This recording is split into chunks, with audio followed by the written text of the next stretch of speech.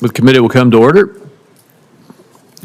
We welcome our USTR, Jamieson Greer here today for the annual hearing on the President's trade agenda. Members and the public have questions and concerns about recent tariff actions, and that's okay. We should think about tariff impacts and ask questions. Thoughtful and respectful debate on these issues is good and is why we call hearings like this one with the U.S. Trade Representative. And again, welcome. We need to think strategically about tariff policy, including how to minimize unnecessary costs on American families. I also recognize that although it is easy to see the costs arising from tariffs, it's also far more difficult to assess the cost of denied market access opportunities. Tariffs can advance American interests in market access. In the first Trump administration, we saw tariffs used to stop France from imposing discriminatory digital service taxes. Tariffs also forced China to discuss the systemic challenges between our two nations. Frankly, every enforcement action, whether it's a WTO dispute, a Section 301 investigation, or a preference program review, ultimately relies on the threat of tariffs to secure objectives. Accordingly, it's important to contextualize the tariffs in the design of the larger policy. The real headline then becomes the fundamental shift in trade policy since President Trump's inauguration, where the United States now actually plans to do trade again. My colleagues and I in Congress want to pursue a real trade policy. That was put on hold during the Biden years. We now have a president who will partner with us in that effort, and together we will enforce our rights, we will negotiate again, and we will expand opportunities for Americans.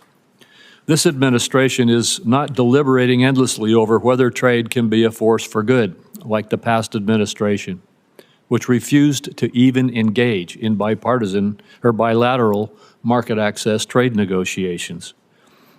Trade today is the centerpiece of our international economic engagement, and we have plenty of substantive trade ideas to discuss. Businesses want certainty from good policies that will continue so that they can invest confidently in prospects that create jobs and wealth. That is one of the primary reasons that I'm working hard to make the Trump tax cuts permanent, to provide businesses with the certainty they need to make long-term investments to drive growth and increase prosperity across all segments of the economy. Contrast this kind of certainty and forward thinking on trade with that of the last 4 years, where the only certainty was that you were going to lose ground because your government fundamentally rejected free markets, free enterprise, and free trade. The last administration turned to industrial policy because it was certain that the free market failed in delivering what government planners believed was necessary for climate and social agendas.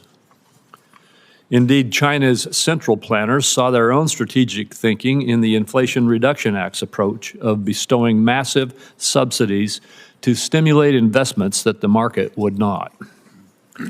We can restore faith in free markets by making it easier than ever to do business in America.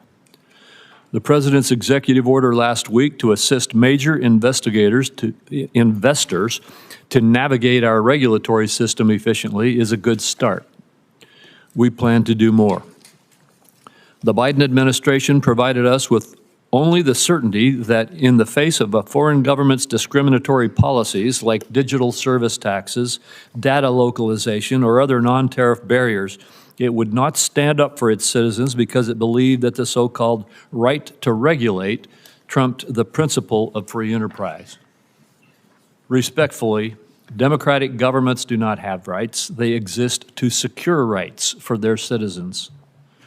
One immediately welcome change under the Trump administration appeared last week in the USTR's National Trade Estimate. Last year, the Biden administration deliberately cut from the estimate a number of discriminatory measures imposed on America by foreign governments because it sided with those governments over our citizens. This year's estimate is exhaustive because the administration carefully identified all of the ways that Americans lose out in the global marketplace. Finally, the validity of free trade will be seen again. The last administration did not pursue market access in its negotiations. Instead, it demanded governments to undertake a number of social and environmental commitments, even ones Congress did not approve of domestically. Not surprisingly, our partners did not put their trust in such negotiations. While tariffs inherently may be seen at odds with free trade, we must also acknowledge that many of our trading partners deploy barriers that have gone unchallenged for too long. Free trade, by definition, must be reciprocal. We do not have it if others can impose barriers on us unchallenged.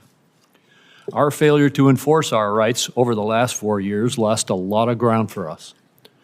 This cannot continue because what I am certain about is that American goods and services are innovative, high quality, and globally competitive. Senior administration officials say that a number of countries are coming to the table to engage with the USTR. We look forward to hearing about this engagement and the steps toward better opportunities for Americans. With that, I turn to Senator Wyden for his remarks. Thank you very much, Mr. Chairman. Mr. Chairman and colleagues, today's hearing on the President's trade agenda begins with American retirement funds, investors, and our economy in purgatory thanks to Donald Trump's plan to hike tariffs to levels not seen since before the invention of the automobile. Prices are continuing to increase. Markets for made in the USA products are slamming shut around the world. The U.S. economy has gone from the envy of the world to a laughingstock in less time than it took to finish March Madness. Through it all, Donald Trump and his advisors have yet to provide an understandable explanation, any explanation for what his tax hike on the American people is supposed to accomplish. And so this morning, I'd like to focus on one central question. What is the plan? In the last week, the White House has been all over the map when it comes to this question. There is no clear message of how the tariffs were determined, what they're supposed to accomplish, how long they'll be in place, whether they're a negotiating tool or a move to try and cut the United States off from global trade and usher in a new era of 1870s-style protectionism. In the days since Donald Trump announced his tariffs, the President and his advisors have repeatedly changed their stories on all of these questions. Last Thursday, Donald Trump said, quote, "The tariffs give us great power to negotiate," just after Secretary Lutnick and a top economic advisor told reporters the tariffs were not up for negotiation. Then the stories changed again on Sunday when the Secretary of Agriculture and the top White House economic advisor, Kevin Hassett, both said Trump's tariffs were bringing foreign countries to the table, hoping to negotiate new deals to cut tariffs. At nearly the same time, the Treasury Secretary was on TV Sunday saying the tariffs would remain in place for, quote, days and weeks. Asked if the tariffs were up for negotiation, the Commerce Secretary said Sunday, "The tariffs are coming." He announced it, and he wasn't kidding. The tariffs are coming. And yesterday in the Oval Office, Donald Trump said there can be permanent tariffs and there can also be negotiations. So again, this morning, what we want to know is what is the plan? The stock market is up a bit this morning on yet another round of rumors that Donald Trump might not go through with his full barrage of tariffs. Yet this weekend, Donald Trump retweeted a post on Truth Social arguing that Trump is crashing our economy and markets on purpose as a strategy to lower interest rates. Is it possible that's the plan? Tank the economy so wealthy people can borrow money more cheaply? We know that billionaires like Howard Lutnick and semi-billionaires like Scott Bessent won't mind paying more for groceries or gas. It's a drop in the bucket for them. But for families, higher costs are going to get hurt. Higher costs are going to hurt. The nonpartisan Yale Budget Lab predicts the tariffs will cost families $3,800 in the first year alone. In Mr. Greer's confirmation hearing, he argued that economic security leads to strong national security. Our country is getting the opposite with these pointless tariffs. Destroying the foundations of our economy is not only disastrous for workers and families, it makes our people less safe. So you look at Stellantis, the auto company, laying off 900 workers in response to the tariffs. I talked to Pacific Northwest fruit growers who are being told no more American exports, and I hear from small businesses in Oregon that they'll have to pay more for the materials they use to make their products. And I worry that Americans will soon be poorer and face greater threats to our national security thanks to these Trump policies. Is that the plan? Colleagues, I'm going to close with this. The Trump aimless, chaotic tariff spree has proven beyond a doubt that Congress has given far too much of our constitutional power over international trade to the executive branch. It is time to take that power back. On a bipartisan vote, 51 senators sent that signal last week by stepping in and passing legislation to lift Trump's reckless tariffs on Canada. Well, now Donald Trump has slapped tariffs on about 180 countries, and this is a big unforced error that requires a big response. So let me close with this announcement. Today, I am proposing a new bipartisan privileged resolution to end the latest crop of global tariffs that are clobbering American families and small businesses. Members on both sides of the aisle ought to know that this is a call to action, and Congress must step in to rein this president on trade. Thank you, Mr. Chairman. Thank you, Senator Wyden. And Ambassador Greer, you may now make your statement. Thank you. Chairman Crapo, Ranking Member Wyden, and members of the committee, I appreciate you taking the time today for this hearing. Last Wednesday, President Trump declared a national emergency in response to the large and persistent trade deficit that has built up in recent years. This deficit is driven in part by non-reciprocal tariffs, trading barriers, and other economic policies pursued by our foreign trading partners. The situation is urgent. President Trump imposed tariffs to address this emergency, and these measures are aimed squarely at achieving reciprocity and reducing our massive trade deficit to reshore production in the United States.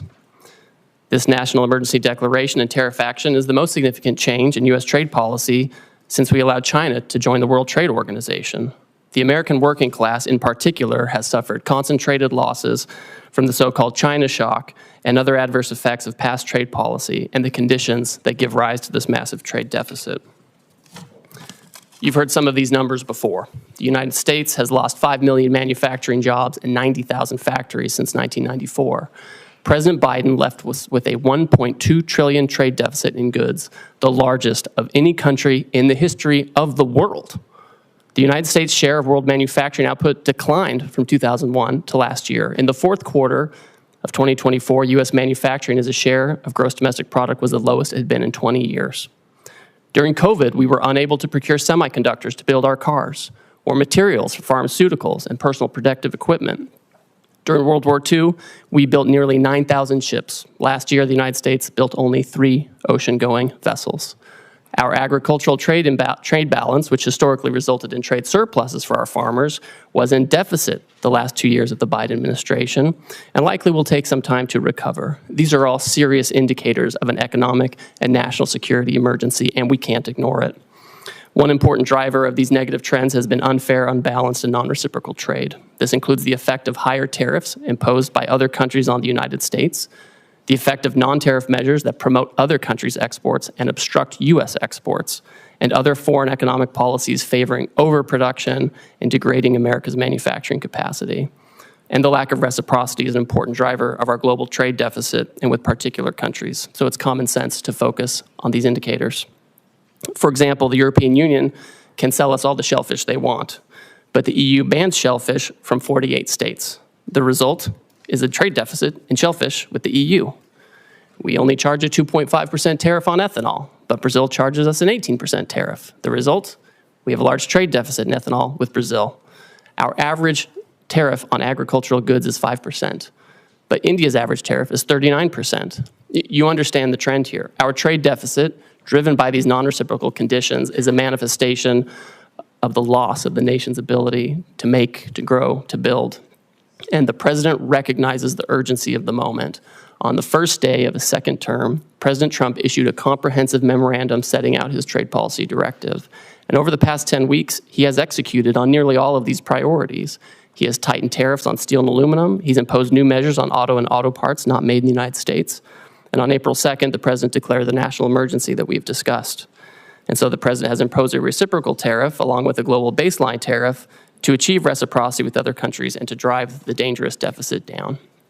And the president's strategy is already bearing fruit. Over the past few weeks, a planned layoff for an auto production shift in Tennessee has been suspended. Another automaker is hiring additional employees and expanding overtime to increase auto production in Indiana. Companies have announced $4 trillion in new investment in the United States. Nearly 50 countries have approached me personally to discuss the president's new policy and explore how to achieve reciprocity, and they've spoken with many members of the administration. Several of these countries, such as Argentina, Vietnam, India, and Israel, have suggested that they will reduce their tariffs and non-tariff barriers in line with the president's policy. And these obviously are welcome moves. Our large and persistent trade deficit has been over 30 years in the making, and it will not be resolved overnight, but all of this is in the right direction, particularly as we start to negotiate with these countries. We must move away from an economy that's based solely on government spending and the financial sector, and we must become an economy based on producing real goods and services that provide jobs for working class and middle class Americans in their communities. This adjustment may be challenging at times, and in a moment of drastic overdue change, I'm confident, I'm certain that the American people can rise to the challenges they've done before. I appreciate this committee's interest in President Trump's trade agenda. I'm glad we're talking about this. That's created debate. And we may not agree on everything, but I know that you want to do what's best for America. So does the president, and so do I, and we'll collaborate together on this. Thank you again for your time, and I look forward to our conversation. Thank you, Ambassador. Yesterday, Secretary Bessent stated that you and he both will lead trade negotiations with Japan. I am very pleased that President Trump has decided to press for market access in this case. I hope we'll see more negotiations that press for zero-to-zero barriers, but could you explain a little bit what is the scope of these negotiations? Certainly. Thank you, Chairman. So as you know, yesterday the President directed Secretary Bessent and myself to interact with the Japanese. We've already been having several conversations with them over past weeks. So this is not a new development, but we are taking it to a new level. Obviously, we want to have more market access in Japan. For us, we feel like we could have more and better agricultural market access. There are also structural impediments to some of our industrial goods in terms of standards and regulations and that kind of thing.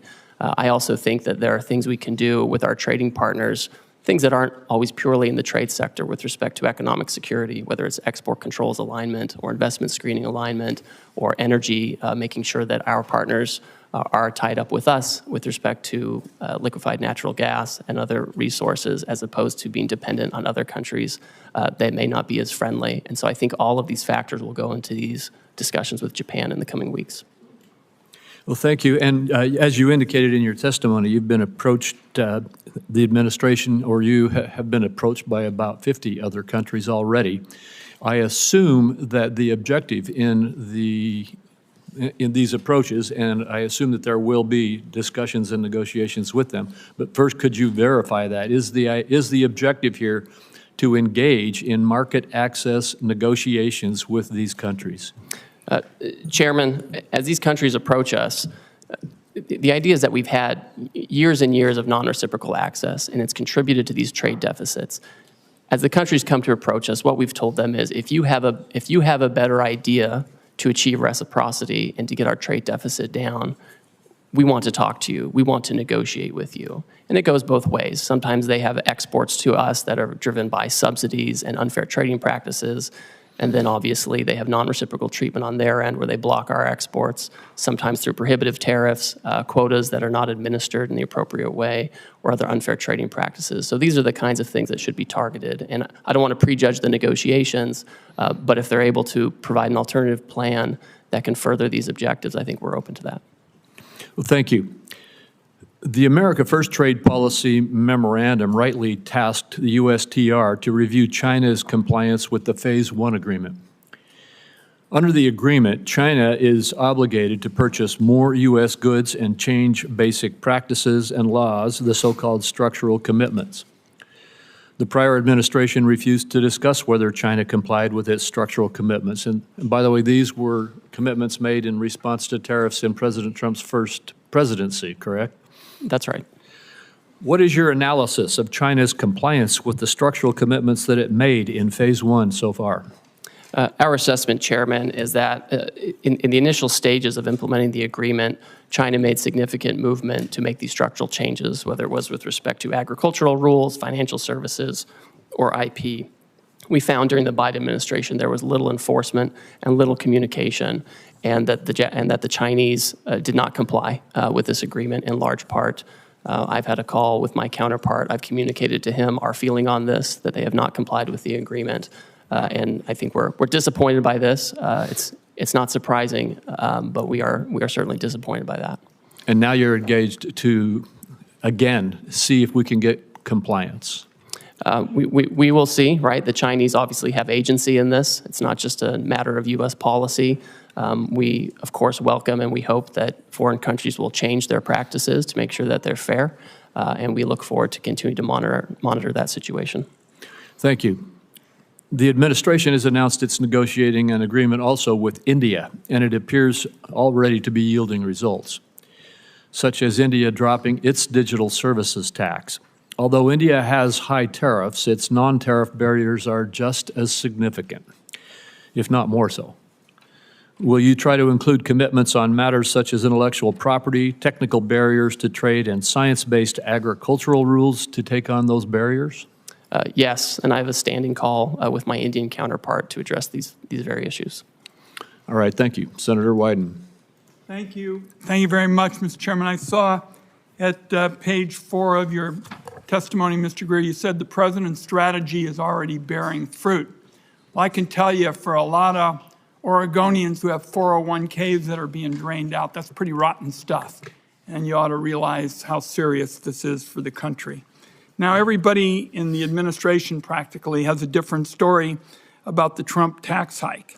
So I'm interested in knowing what the story is today.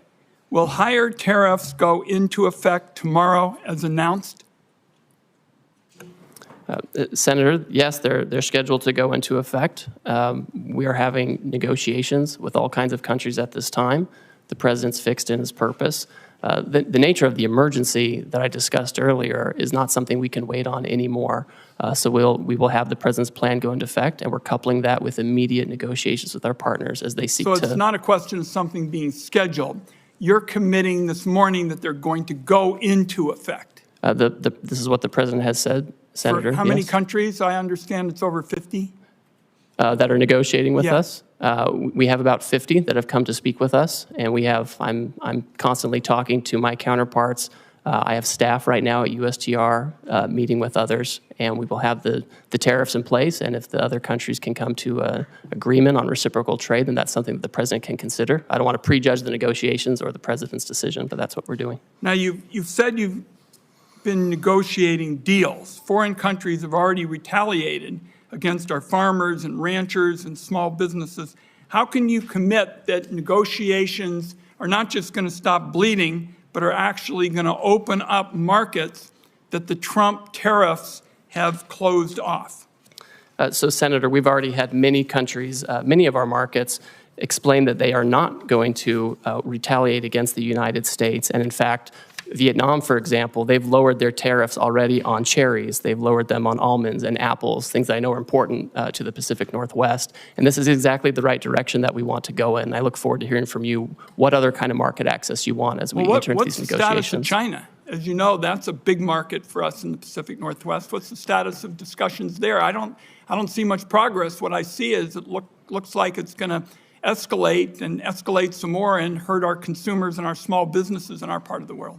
Well, Senator, unfortunately, China for many years seems to be choosing its own path on market access. Again, they have agency in this. They elected to announce retaliation. Other countries did not. Other countries signaled that they'd like to find a path forward on reciprocity.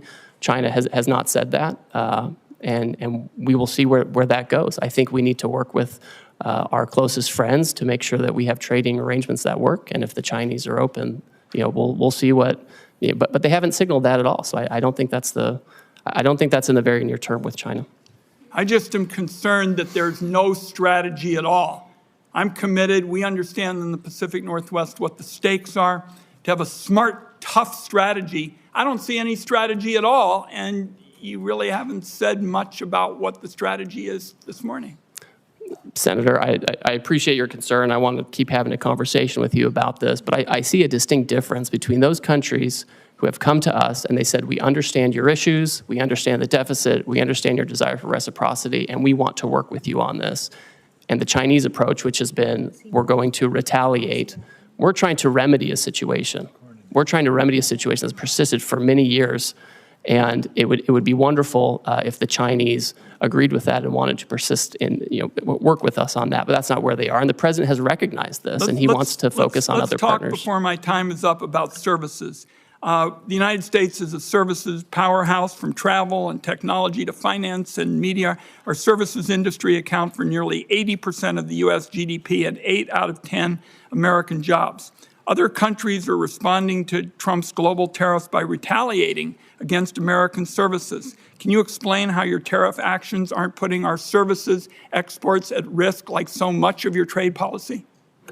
Senator and Chairman Crapo mentioned this. We had India already pull down a digital advertising tax that affected some of our most competitive tech companies. We're already in conversations with other countries that if they want to have reciprocal trade with us, that's something that we need to consider as well. And we expect them not to discriminate against our services companies. We have some of the most competitive in the world. I agree with you. And to me, that's part of this calculation. I wrapped up with the services question because it seems to me it's classic Donald Trump.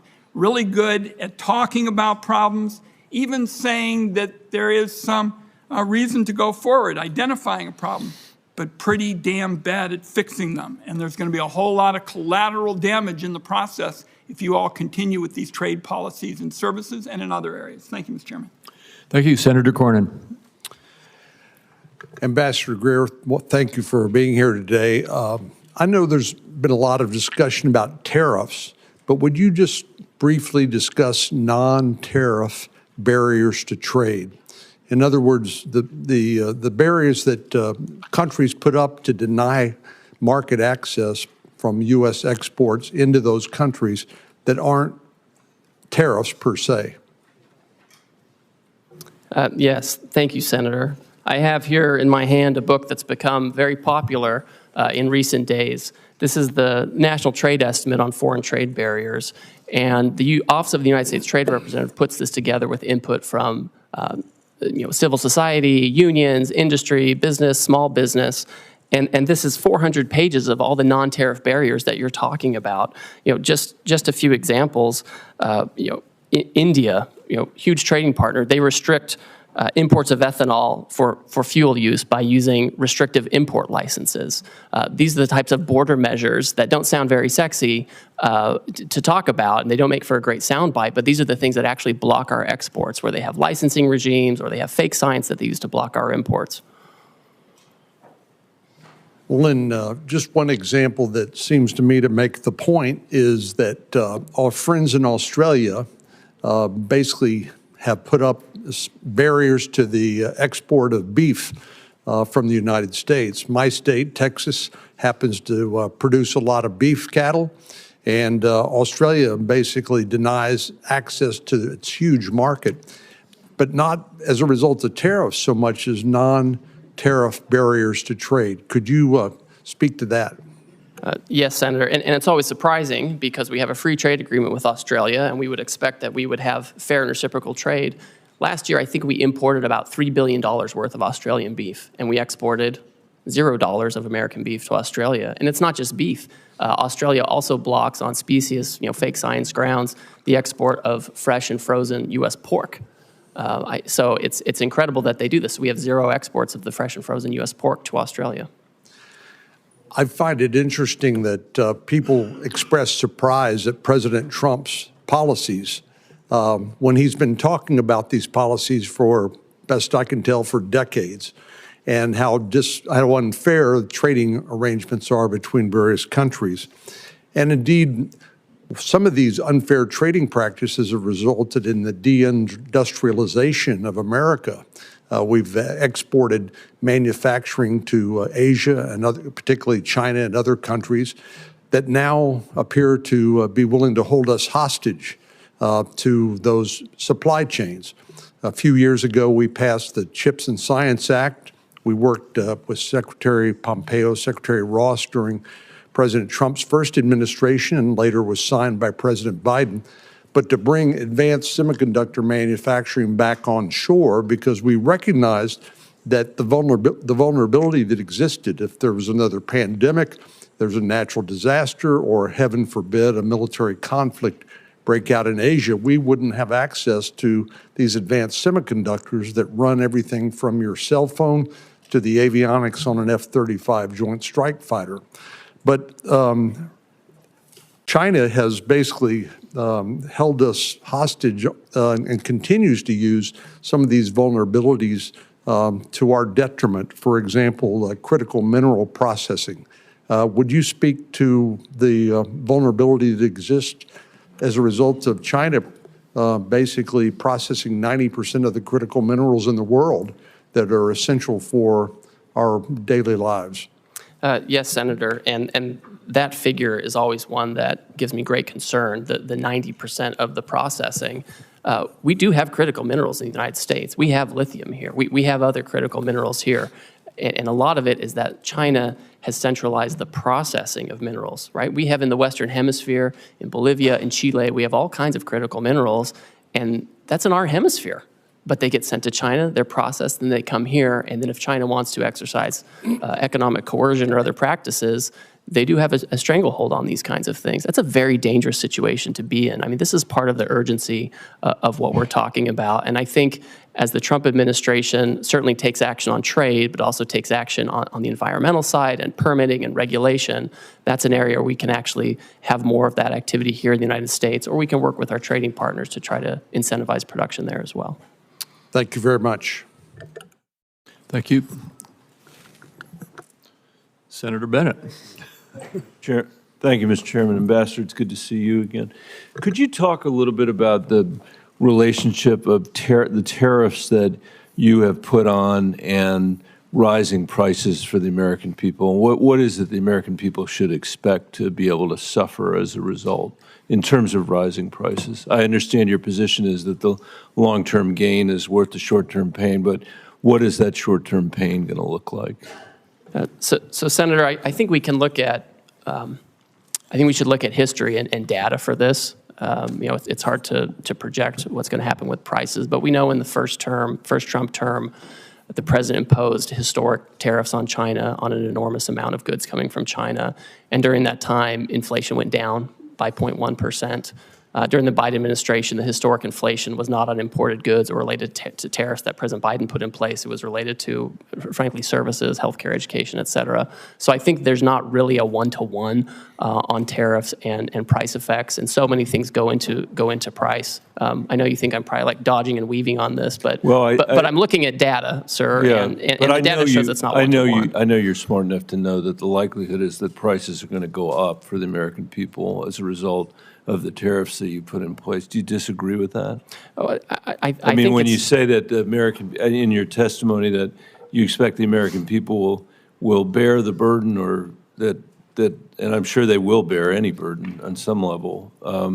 But what do you think that burden is actually going to look like? Well, I think the challenges, frankly, are going to be more for companies that are largely dependent on imports from China and Asia, where they have to adjust their supply chains in a quick set of time. Yeah. And the way the tariffs get allocated between the foreign, the foreign producer and the importer, that's where the majority of adjustment comes. And we have a bunch comes. of those companies in Colorado, and I know that Osprey Packs, for example, they probably don't want me to mention them, but I will. And in Southwest Colorado would be a very good example of that. I mean, they are very dependent on the supply chain from Vietnam, and they probably are really worried today about what's going to happen, which a lot of people are. I mean, I think one of the things about the situation we find ourselves in is the degree to which we've now created huge uncertainty in our economy, and I'm worried that that is going to result in a lack of investment, capital investment. You mentioned some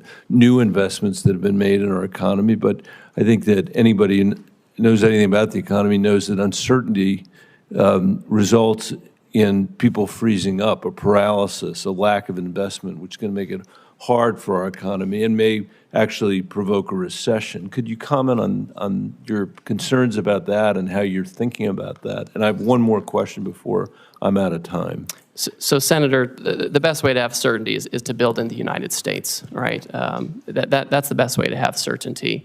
But that's going to take a long, long time. And what's going to happen in the meantime, do you think? So, Senator, we have, I would say, dilly-dallied for years on this issue. We've done these broad studies, which are interesting and helpful that we saw come out of the Biden administration. Right. But we have to act.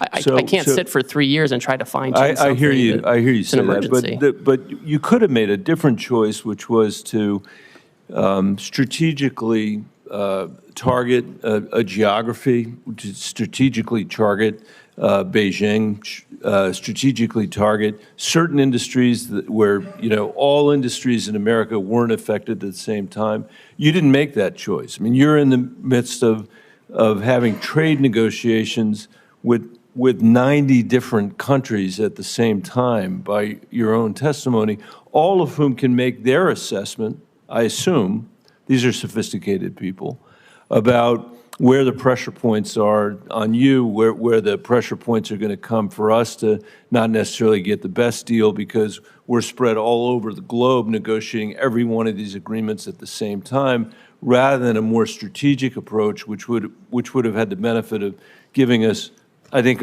a much greater degree of certainty about where we were headed. Obviously, you made a different choice, and I'm just curious about how you think about your responsibility. How you think about that? So I would note, and I think it's thoughtful to think about things in this way. If you look at the results of the reciprocal tariff, the Western Hemisphere generally is at the lowest tariff rate. If you look at where we have our largest problems with non-reciprocity and deficit countries, it's mostly in Asia. And so you do actually see pretty strategic outcome with respect to promoting production in the Western Hemisphere as opposed to where we have all this overproduction in Asia that's given rise to our current problems on trade. I would just say in closing, Mr. Chairman, that's true. What the ambassador said is true, but it still doesn't, I still cannot fathom why we are treating Canada and Mexico, our largest trading partners, basically the same way we're treating Beijing. It doesn't make any sense to me. It makes no sense that we would do it all at the same time like that. And we're going to have to stay on it, which is why some of us have introduced legislation to make sure that Congress begins to take its appropriate role again in making these very important trade decisions. Thank you for your testimony. Thank you. Senator Lankford. Mr. Chairman, thank you.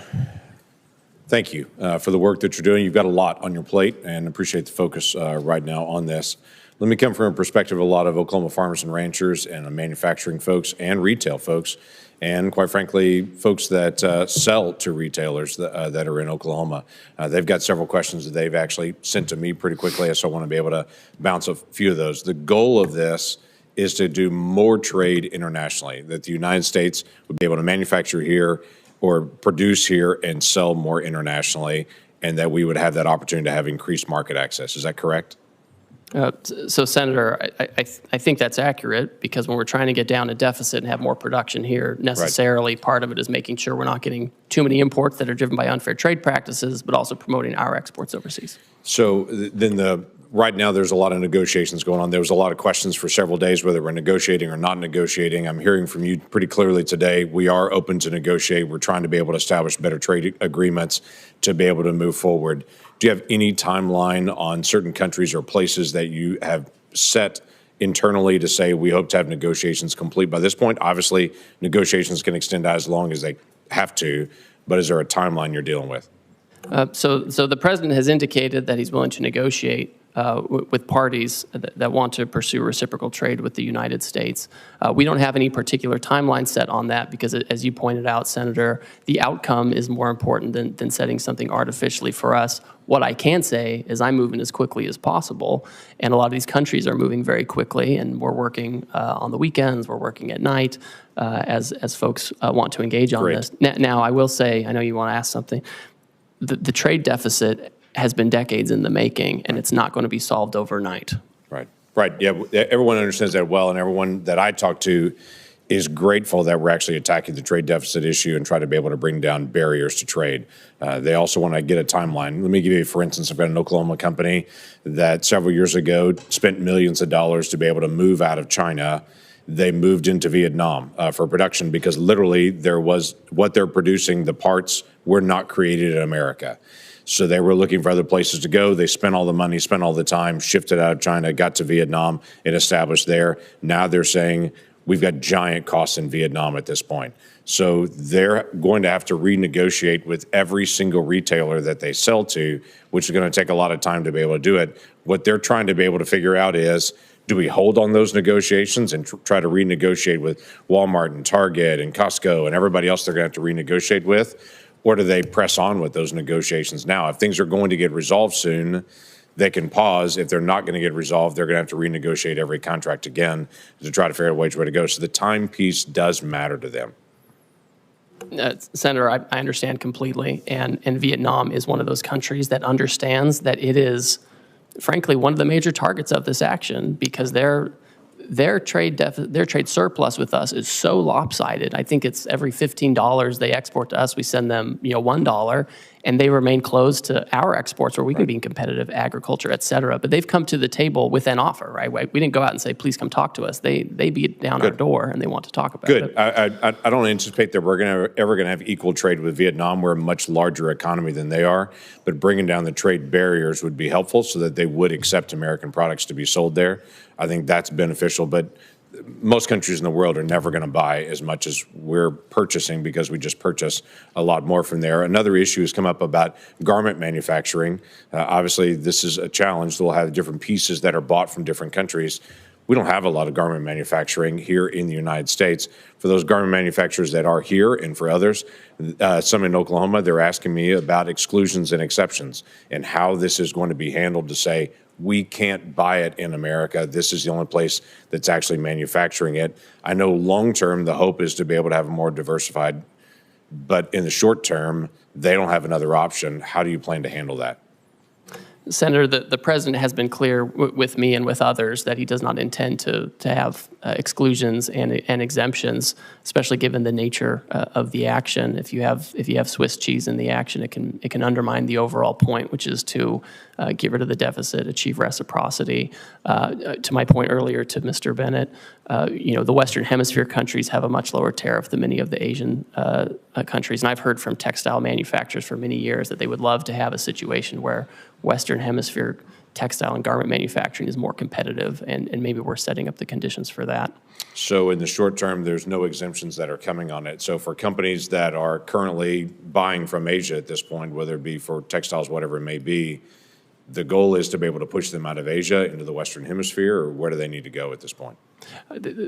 Well, the president has been clear, again, that he's not doing exemptions or exceptions in the near term. My own sense is, given the tariff differentials between Asia and Western Hemisphere, I think people can start making decisions based on that. Senator Whitehouse. Thanks, Ambassador Greer, for being here. Just to sort of frame our conversation, tell me what a negative externality is. This is something you and I like to talk about. Yes, we do. This is a situation where you have a foreign country where perhaps they have actions such as poor environmental regimes or lax labor laws, and they don't bear the cost of that. Instead, they send their goods that are the product of these processes where they have lax regulatory regimes. They send it here, and we end up bearing this. They externalize these negative externalities to us, and we have to bear it, and our workers have to bear it, and we don't compete on a level playing field. So two things are wrong with this. One, the customary negative externality is pollution. And to the extent, for instance, on an issue I've done a lot of work on in bipartisan fashion, plastic in our oceans. Now it's in our drinking water, it's in breast milk. I mean, we've really gone down a very weird pathway with respect to plastics. If China, for instance, is responsible for dumping 60 or 70% of the plastics into the Pacific, then that's a harm to us, correct? Yes, I agree. Because it's a commons, the ocean, and we suffer from that. And then if the Chinese company is exporting their goods to the U.S., and that Chinese company has a lower cost for its product because it doesn't have proper pollution control with respect to plastic, and the U.S. company does, then that's an unfair trade imbalance, correct? Yes, I agree with that.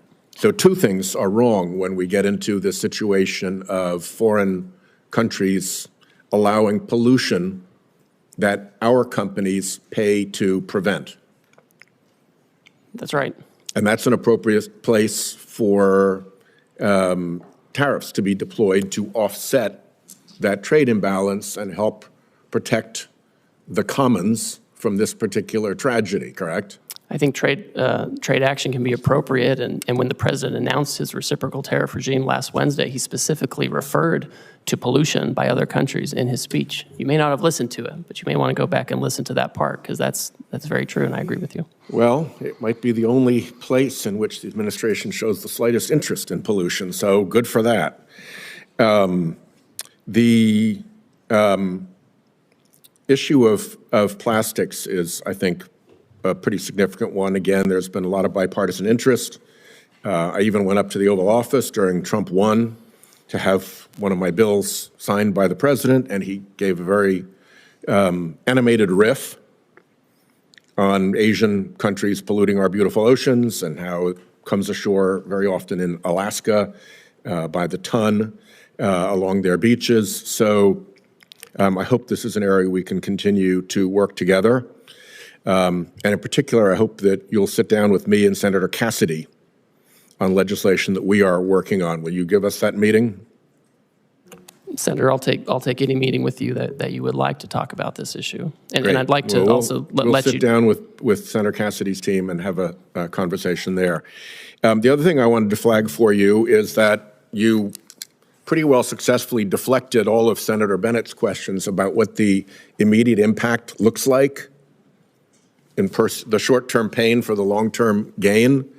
I just want to flag for you one issue that is very important to me. Rhode Island is a small business state, right? We don't have a whole lot of big mega corporations there who can balance things and move things around. Canada is our largest trading partner.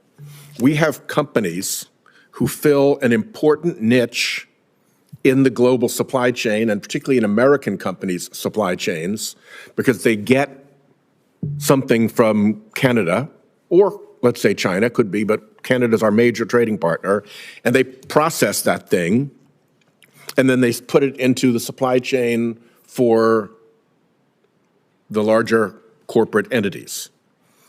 That's their business. That's all they've got. So if we're not looking out for these small businesses that are actually going to have to lock their doors and close the shutters and fire their employees and go out of business, I think you've missed a huge hole in the problem that these tariffs have created. If all you're listening to is the big mega corporations who can move things around the world and have the resources to dodge these effects, you're not getting the straight story. I think in every one of our states, there are going to be small businesses that occupy a niche in which trade is an important factor and that are going to go bust because of these tariffs. And I urge you to look out for those businesses because I don't think they're getting their voices heard at all. So, Senator, I've talked to you about this. I've talked to Senator Hassan about this and others. One thing I asked my team to do last week was to convene a meeting of I have a trade advisory council for small business. I've asked them to convene that meeting I've connected with the Small Business Administration. They have an international trade desk there. I've talked to I have an office that also deals with small business because I do want to hear it. I think it's important that we hear it because they don't have the same voices in Washington. I will say right now, Canada and Mexico, things coming from Canada and Mexico that comply with the United States-Mexico-Canada agreement come in duty-free. They continue to do so if they follow the rules. If they don't follow the rules and are trying to put in Chinese stuff, that's going to be tariffed. But if they follow the rules, they're going to be getting the duty-free treatment they're due. Well, a small business that has gone broke is not very amenable to a meeting. They don't exist any longer. Senator Hassan.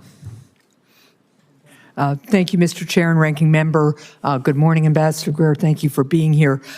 Before I start with a couple of additional questions about the impact of these tariffs, I want to associate myself with Senator Whitehouse's comments just now about the impact on our small businesses, particularly those who are critical parts of supply chains for some of our larger corporations in the country. As you know, Canada is our biggest trading partner too, and we are already seeing the impact of these tariffs with our small businesses, especially in our tourism industry, which is being decimated because Canadians are not coming down to New Hampshire the way they usually do.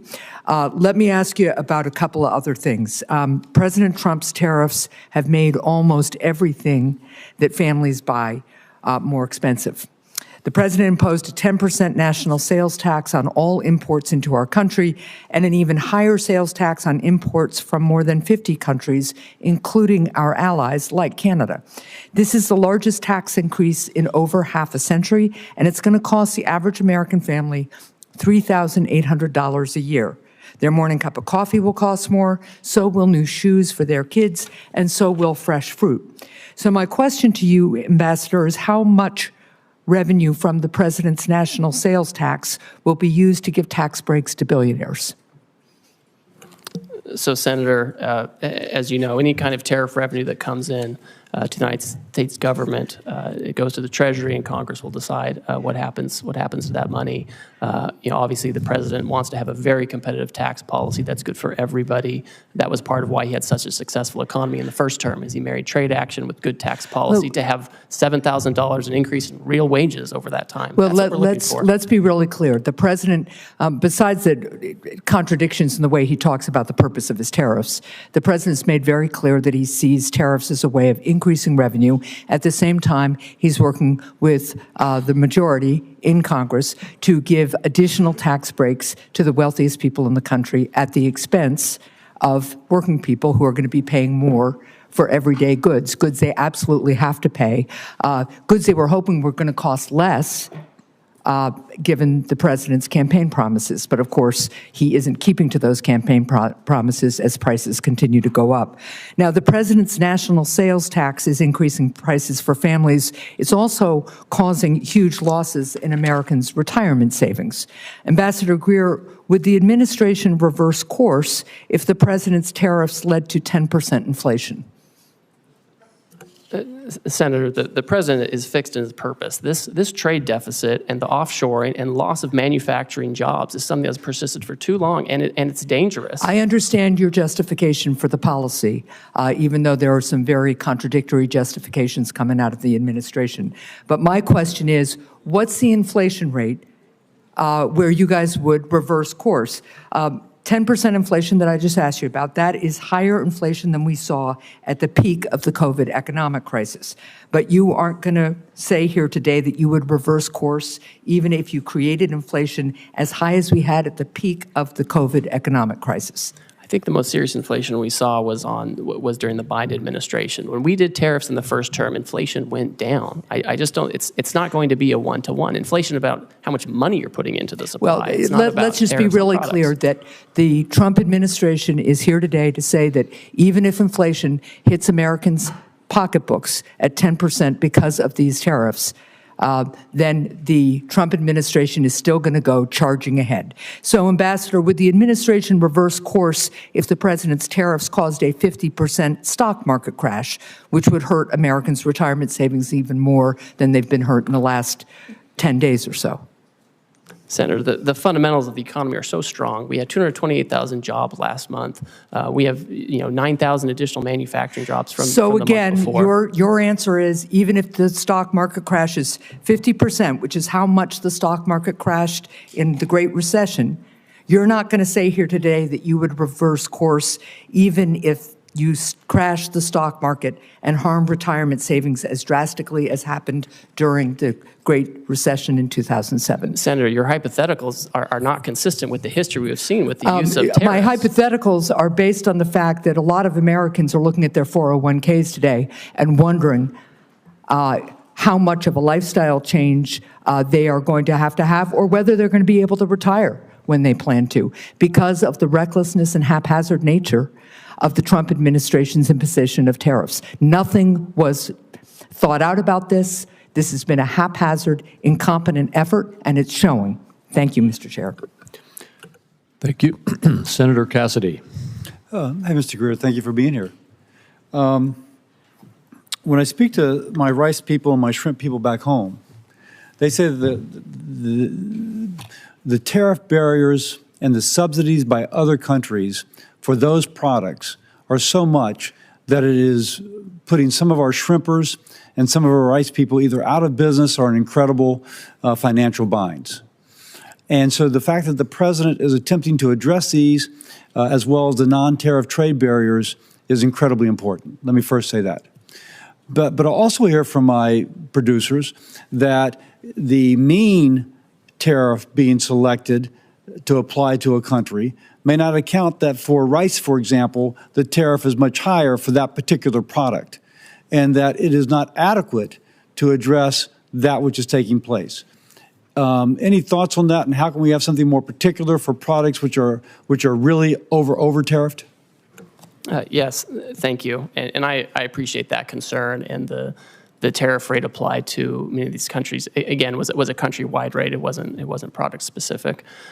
My sense is if countries come to us and they expect to have some kind of a different plan, they will need to change these things, right? And they will have specific products, specific barriers that they would have to address, right? Or else, the president, again, he's fixed his purpose. He wants to see production back here. He wants to see our agriculture producers doing well. And these countries just have to have reciprocal trade with us. And that means taking care of the types of barriers and tariff rates you're talking about. So it sounds like you, one of the things I think they want to know is that since shrimp might be a relatively small part of trades with some of these countries, that the interest of, for example, shrimp will not be sacrificed in part of a greater whole. No, I think, and I saw a really interesting article today in the New York Times on shrimp. You may have seen that, where the tariffs have actually given a bit of a lifeline to these shrimpers. And I think that if there's going to be any kind of change to any of this, and I'm not going to prejudge that, we have to make sure that our industries are protected adequately, so we don't go backwards with the deficit. Let me ask, in the President's America First trading policy, there's several sections relating to free trade agreements and how they will be evaluated. Senator Bennett and I are working on an Americas Act, which would be a hemispheric trade policy, which would have several purposes. One, to strengthen those ties. Secondly, to keep the Chinese from making the incursions that they are absolutely making throughout the hemisphere. Some are calling the Caribbean a Chinese lake. And so this would allow us to push back upon that. Can you share anything regarding the analyses of the free trade agreements we have within our hemisphere, and then specifically on countries like Argentina who would like an FTA with our country? Certainly. I would say that we are first and foremost focused on addressing this emergency and the reciprocal tariff action and implementing it appropriately. With respect to relations in the hemisphere, any kind of trade arrangements with these trading partners, I think, need to be coupled with strong rules about third countries. What I don't want is a situation where these countries are using, their export platforms to incorporate content and goods from, China or other Asian countries where we have a real issue with our deficit and offshoring of manufacturing. I would expect any kind of changes to these arrangements to be accompanied by changes in rules of origin to ensure that the United States and U.S. workers are really benefiting from these agreements. So nothing from an FTA in general, but the specific of where it's being used to circumvent the intent of the FTA is the concern of the administration. Yes, that's certainly a huge concern. And again, the president wants to see factories back here. The most certain certain way to not have a tariff is to build your factory in the United States. If people want to use other countries and insist on that, then we want to make sure that they're not using that to arbitrage for higher tariff jurisdictions to use them as an unfair export platform. Let me ask you this. Louisiana has some of the largest ports in the nation by tonnage. And all the commodities going from the Midwest flow through my state going out to the world. Earlier, USTR proposed imposing like $1 million for every vessel built in China. And I'm told that if the Koreans have a fleet of 50 and 5 of the ships are built in China, then the $1 million would apply to all 50, not just to the ships that are built in China. Now, that would clearly impact a ship coming to the United States to offload. If you will, impact my ports and the ability of our goods throughout the nation to move through the Mississippi. Is USTR going to hang by that or considering modifying that? Can you kind of give us any idea about that? So to address the lack of shipbuilding in the United States, USTR's proposed actions are just those. They're proposed actions. They're a series of potential remedies that could be used to incentivize shipbuilding in the U.S. They're not all going to be implemented. They're not all going to be stacked. We've asked for a lot of input, and we've had a hearing on that. We've collected comments. We've reviewed it. I've met personally with certain stakeholders during that time period, and I think the President will look very carefully to make sure that we have the right amount of time and the right incentives to create shipbuilding here without impacting our commodity exports. Okay, thank you. I yield. Senator Cortez Masto. Thank you, Mr. Chairman. Ambassador, as USTR's Chief of Staff in the first Trump administration, you oversaw the negotiation of the U.S.-Mexico-Canada agreement, the USMCA, and the renegotiation of the Korea-U.S. Free Trade Agreement, the KORUS. President Trump signed both of these agreements. He called the USMCA a colossal victory, and KORUS a historic milestone. And yet, with President Trump's new blanket tariffs, he is ripping up these agreements with our allies that we negotiated with. Why would any country want to do business with us, much less negotiate a trade deal, if we don't even honor our ongoing agreements? So, Senator, we are the consumer of last resort. These countries have to sell here. They have, many of them, especially in Asia, have built their entire economies around exporting to us. They're very dependent on it, and that's part of why we have this huge trade deficit. With USMCA, those parties continue to enjoy duty-free treatment for many of the products that continue to comply with the rules that were set out 5 years ago. There's a big concern, Senator, that we did not have adequate other protections to stop the flow, particularly of like autos into the United States. But there was a process for you to renegotiate that agreement this year. We talked about that in my office. Isn't that correct? That's correct. And it wasn't to do these blanket tariffs, correct? What we have to address is an emergency, Senator. That's true. And you should be honest. At least as you sit here, as you were in my office, be intellectually honest. Now, let me just ask this, because this is also true, and I so appreciate my Senator Langford asking this. Time matters. How long did it take to negotiate that agreement, the USMCA, that you were part of? We did it at breakneck speed. We did it in about 2 years. 2 years. And now you're telling us you have nearly 50 countries coming to you, approaching you to enter in a negotiation, and you think that you can do that overnight? India. Man, you're pretty superhuman here, if that's the case. So let's be realistic. That's all we're asking. Common sense and realism here, Ambassador, as you sit here before us. And let me talk about something else that is really important for my state, and I think this entire country, because this administration is forgetting that we have $1 billion economy when it comes to tourism into the United States. People know Las Vegas. My state is Nevada. We rely on tourism to our state, and now we're seeing an impact because of these tariffs, not just from Canada, but I am hearing from so many that are in the tourism and kind of leisure industry. We are seeing impacts because now this $1 billion industry of international tourism is having an impact on our economy. And this is a service industry.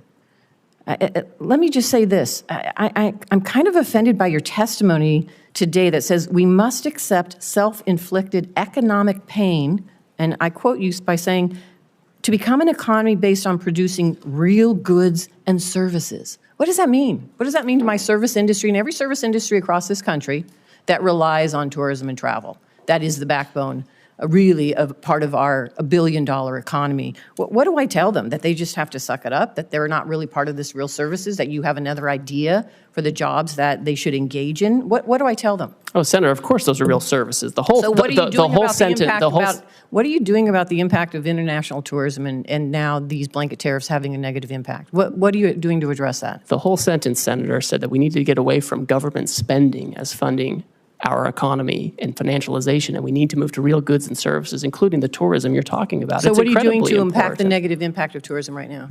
Well, one thing I'll say is we can't have the status quo, right? I keep hearing that we should have, essentially what I'm hearing is we should have the status quo. We should keep the $1.2 trillion trade deficit that Biden left us with. I'm asking you, and I don't think that's adequate. What are you doing in this administration to address now the impact that you're having with these blanket tariffs, not targeted tariffs, blanket tariffs, on international tourism that is a big impact to our economy? What are you doing to address that?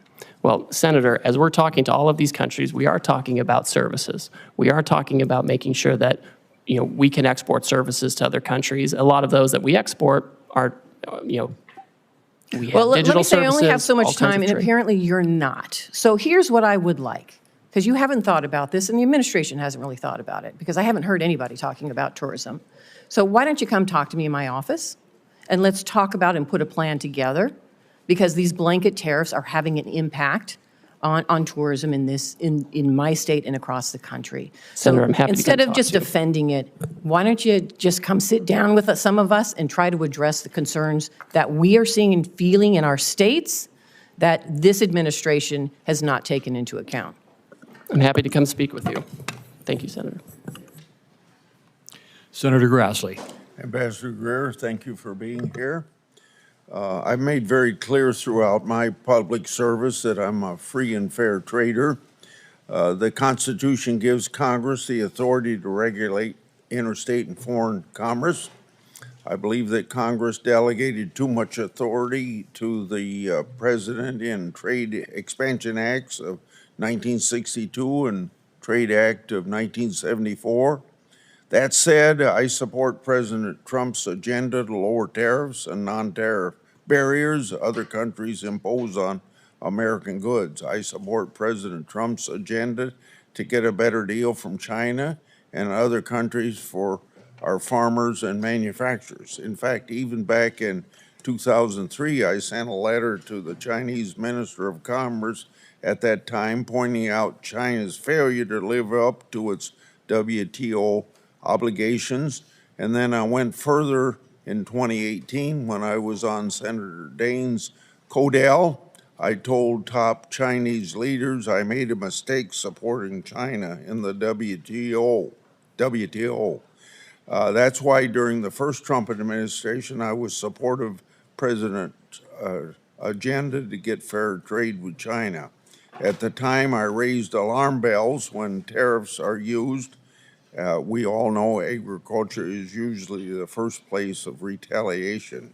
In response to Chinese retaliation to tariffs, the first Trump administration set up the Market Facilitation Program for farmers, which gave direct payments to farmers affected by the tariffs. This helped farmers weather the short-term impact of trade retaliation. But as you know, farmers still overwhelmingly want to get their money from the marketplace and not from a government check. So far in this administration, we've seen even more sweeping tariffs, with some countries already retaliating agriculture, including China. I have been very vocal in my wait and see approach to these tariffs because I believe President Trump and you, Mr. Ambassador, are using them to get fair trade for Americans with many countries. If that's not the case, level with me. So to help farmers in the meantime, instead of relying on payments from the government, I'm going to give a suggestion that you don't have much to do with, but the administration could move very quickly to increase RVOs on the renewable fuel standards so that farmers get more robust domestic markets for their crops. And one place to start would be where the Biden administration came up short with RVOs, only 3 1/10 billion over a 3-year period of time on biodiesel, to make that 5.3 as far as you can see into the future. That would very dramatically increase soybean prices. So my question to you is, in the medium to the long term, do you plan to turn these tariffs into trade deals to reduce tariffs and non-tariff barriers? I support that. On the other hand, if the purpose is to stall on negotiations in order to keep tariffs high for the sole purpose of feeding the U.S. Treasury, I oppose that. So is this administration for trade reciprocity or for Treasury replenishment? Senator, thank you, and thank you for your years of service on the trade space, and you're one of the deans in this area. It's important to understand the sense of the emergency that we're facing and urgency with the need to reshore and do manufacturing here. It's incredibly important to the president. Yesterday, he stated very clearly that he is happy to engage in negotiations immediately with countries that believe that they can help us reduce our deficit and get rid of the non-tariff barriers and the tariffs that affect that. I think the answer, Senator, is it's going to be country by country. There are going to be some countries where they're not able to address their non-tariff barriers or their tariffs or the deficit fully, and there will be others who I think will be able to do that, and where the president will have the option of making a deal with them. So we're certainly seeking reciprocity. Now, if we have the tariff on a country, there's obviously going to be a revenue effect, but we need to reshore manufacturing, we need to get rid of our agricultural deficit, and we need to make sure that if countries are going to trade with us, it has to be on a reciprocal basis. Senator Cantwell. Thank you, Mr. Chairman. Ambassador Greer, good to see you. You and I have had many conversations about trade. I think my question this morning, though, starts with the consultation that Congress deserves on trade issues from the trade ambassador. And what did the Trump administration do to prepare us, to communicate with us, to tell us about findings as it relates to these emergency orders by the president? Thank you, Senator. As you know, I find consultation requirements very important, and not just as a requirement, just a matter of good practice. Our staff, the USTR staff, in the past 2 months that we've been in office, have had over 200 formal engagements with staff on the Hill, obviously here in the Senate, also in the House. The day of the reciprocal trade announcement, we had our staff also up here briefing your staff. And we also had the president issue very publicly his America First trade policy memorandum, which specifically said that he was going to look into the trade deficit and the possibilities of tariffs. So we've wreaked havoc on the economy by having one of the largest drops of the market. We have people's 401 in panic. We have retail organizations like the Retail Industry, National Retail Federation, American Apparel Industry, Outdoor Association, Consumer Technology, Computer Communications Industry, Main Street Alliance, Small Business Majority, all anxious, asking us to do something. And you're saying, well, some people passed some notes to staff. What the requirement is, and this is where I believe the president has misconstructed and actually exploited this authority, is not communicated to us, nor these interest groups that are now panicked over the effect of tariffs. So I would say that the skill set of a USTR office or even a Treasury Secretary could have opened these conversations with these countries without the tariffs and saved a lot of people a lot of pain and anguish. I worry that this trust issue, because I have a different worldview, that we should be building alliances as a way to counter China, that the alliance building process now will become harder, and people are going to wonder, well, is the United States going to pull another fast one again and just wreak havoc, when in reality, countering China with a tech NATO or something like that is a more powerful tool. Do you have a comment about that? I do, and I think we need to be I think we do need to be thoughtful about this. I think what we can't do is wait. We have had many times in past decades when we have had real robust trade disputes with our partners. Japan in the 80s and early 90s over cars, semiconductors, and they ended reshoring a lot of those factories here. And it didn't make us less of a security partner to Japan. I think we can have these conversations like friends do. And that's what the president said yesterday. He said, listen, China's trying to retaliate. They're taking a different path. But for others who want to have meetings, I want to reclaim my time negotiate. for a second because I only have 5 minutes and you have lots of time to answer lots of questions from members. But you can see all my colleagues, we are thoughtful people with specific issues about our constituencies. I just met with raspberry growers. They're concerned. They want to know if they're going to get some seat on a council so they can have their issues heard. I'm for trade. I represent trade. I represent a trade economy. I represent the success of what innovation and trade get you. But you're coming here this morning with this not only tanking of the market and 401s, now you're coming here telling me that tariff is the tool. And I'm telling you innovation is the tool. You're telling us in your testimony you want a tariff on semiconductors. I'm saying that the last administration and this organization here passed the Chips and Science Act so we could reshore semiconductors here in the United States. So you're not going to win the innovation economy by tariffing semiconductors and reshoring that. I don't know what you think. I'm not trying to get the semiconductor. I want to lead on next generation semiconductor manufacturing because I'm pretty sure I'm sitting next to the Intel ranking member here who's going to tell me if we don't lead on semiconductor manufacturing and semiconductor next generation technology, then we're not going to be leading in defense or in AI or in anything. So I want to innovate my way to that future, and I want to use the alliance power of different countries to force China and other people to follow us instead of this berating of the American consumer who has to pay the price for this policy. Senator, TSMC has announced a new announcement where they're going to have more investment here in the United States so they can make those things here and have that innovation. Thank you, the people who voted for the Chips and Science Act in the past administration. Thank you for that. We are going to lead on innovation despite this administration. Senator Warner. Well, Ambassador Greer, it's good to see you. And let me, first of all, completely agree with Senator Cantwell. I mean, I just don't get it. The fact on semiconductors, while you gave a small exemption, you didn't exempt GPUs, you didn't exempt lithography equipment, you put a huge hit on Taiwan, where we need collaboration with the TSMC. I'm baffled. I mean, you're gonna hear from me what I'm sure you're hearing from most of us, incredulous about, I think, probably the worst economic policies that I've seen in my lifetime. And the data reflects that.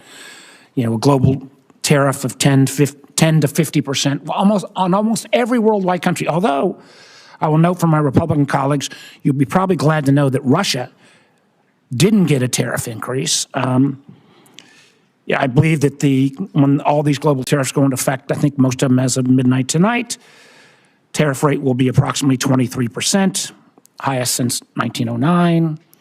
I believe that'll translate into the largest tax increase since 1968. We've seen the numbers of about $4,000 per family cost.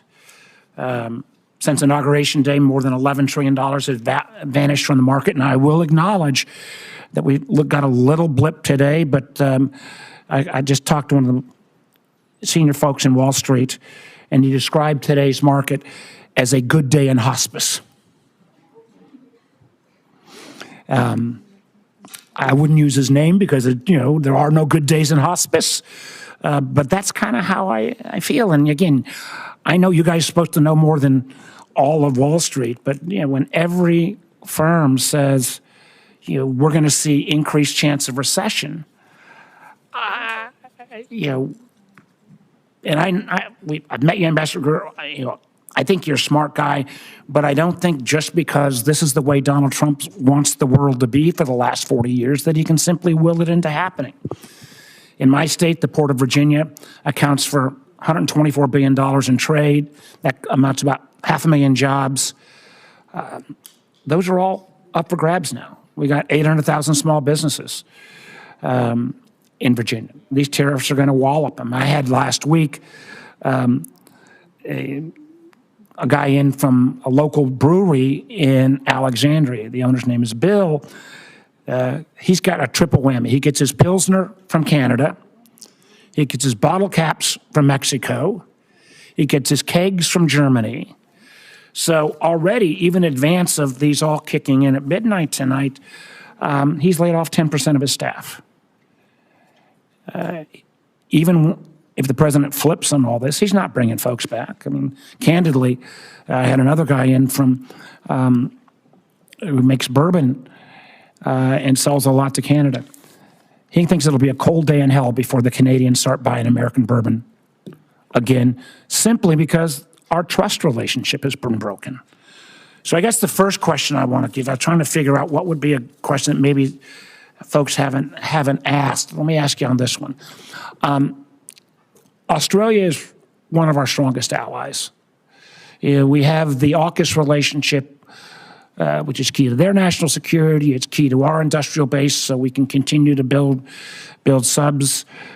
Terribly important. Interesting thing with Australia is we have a free trade agreement with Australia. We don't have tariffs. We even have one of the few industrial countries, we have a trade surplus with Australia. So Ambassador Greer, can you explain to me how it helps America's national security or our trading balance when we have, and I loved your fancy Greek formula, which was basically bad math on steroids formula, how with a trade surplus, with this strong relationship, Australia got hit with a 10% tariff as well? Senator, Australia has the lowest rate available under the new program. They ban imports of American beef and pork. Ambassador, excuse me. There is a trade, we already have a free trade agreement. We have a trade surplus. So getting the least bad, why did they get whacked in the first place? We're addressing the $1.2 trillion deficit, the largest in human history that President Biden left us with. We should be running up the score in Australia. Ambassador Greer, answer the question on Australia. We have a trade surplus with Australia. We have a free trade agreement. Why? They are an incredibly important national security partner. Why were they whacked with a tariff? Senator, despite the agreement, they ban our beef, they ban our pork. They're getting ready to impose measures on our digital companies. It's incredible. With your Greek letter formula, the fact that we have a trade surplus.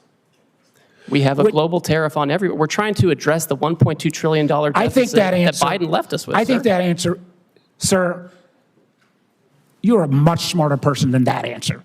The idea that we are going to whack friend and foe alike, and particularly friends, with this level is both, I think, insulting the Australians, undermines our national security, and frankly makes us not a good partner going forward. The lack of trust from friends and allies based upon this ridiculous policy that goes into full effect at midnight tonight is extraordinary. I go back to what the market believers believe today is happening.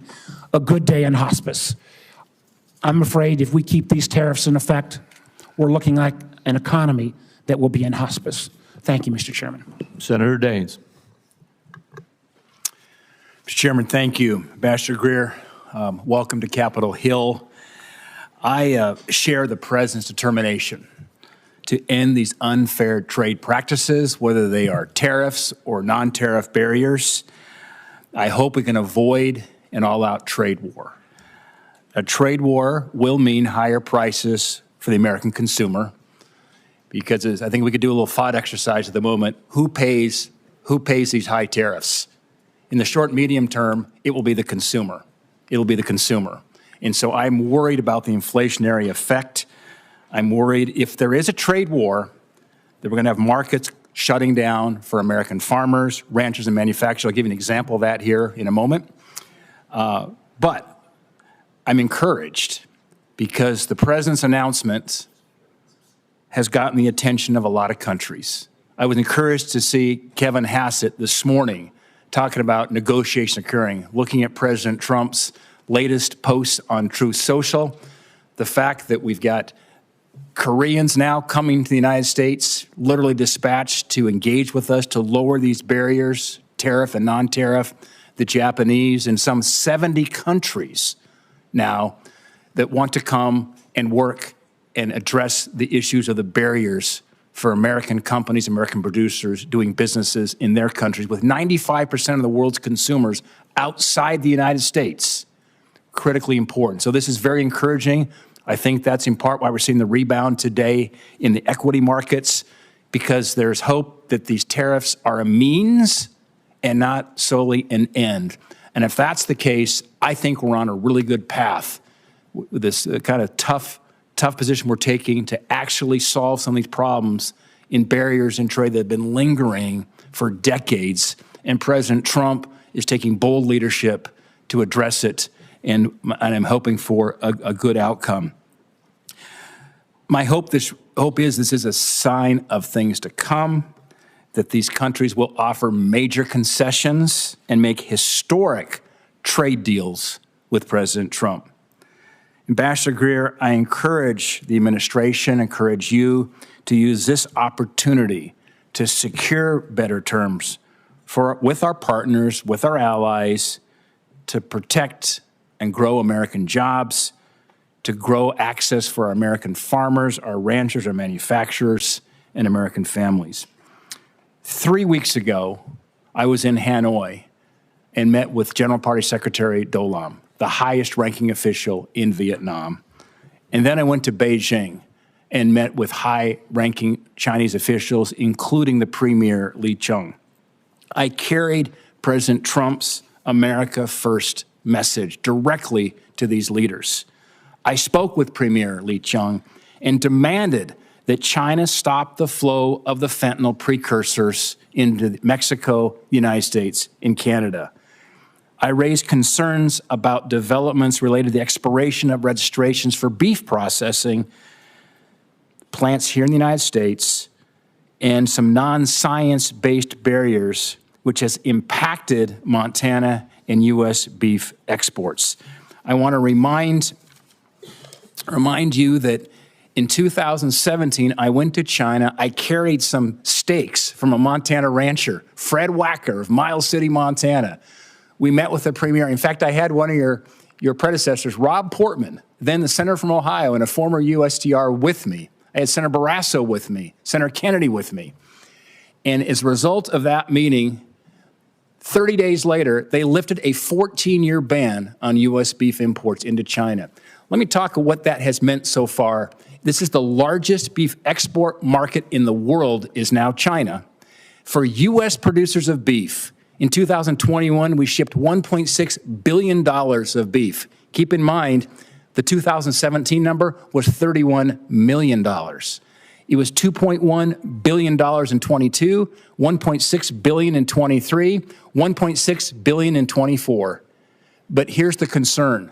That's been shut off now in the last 3 weeks.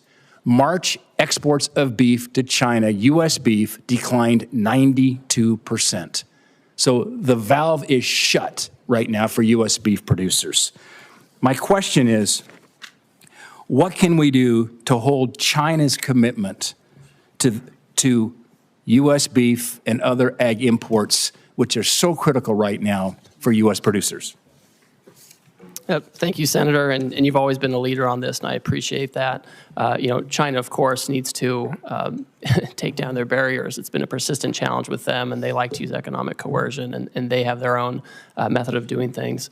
But my hope would be is that they turn back on this course of action. I think President Trump is focused on making sure we have the right program in place, that we're dealing with partners who are going to be respectful and achieve reciprocity with us. And I think a lot of this is going to be up to the Chinese on how forward-leaning they want to be on having fair trade with us. I'm very sensitive to this issue in particular, and I want to make sure we open up beef markets other places too, so we don't have to be dependent on just one market. Yeah.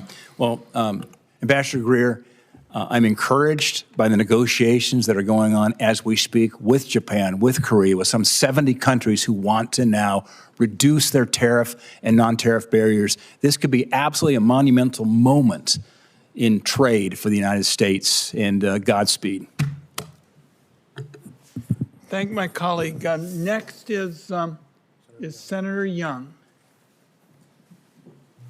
Good to have you here, Ambassador Greer. And Let me just begin by commending you. You've been very accessible as we've tried to get some clarity on exactly trade policy and where we're headed and how we expect counterparties to move and all the rest.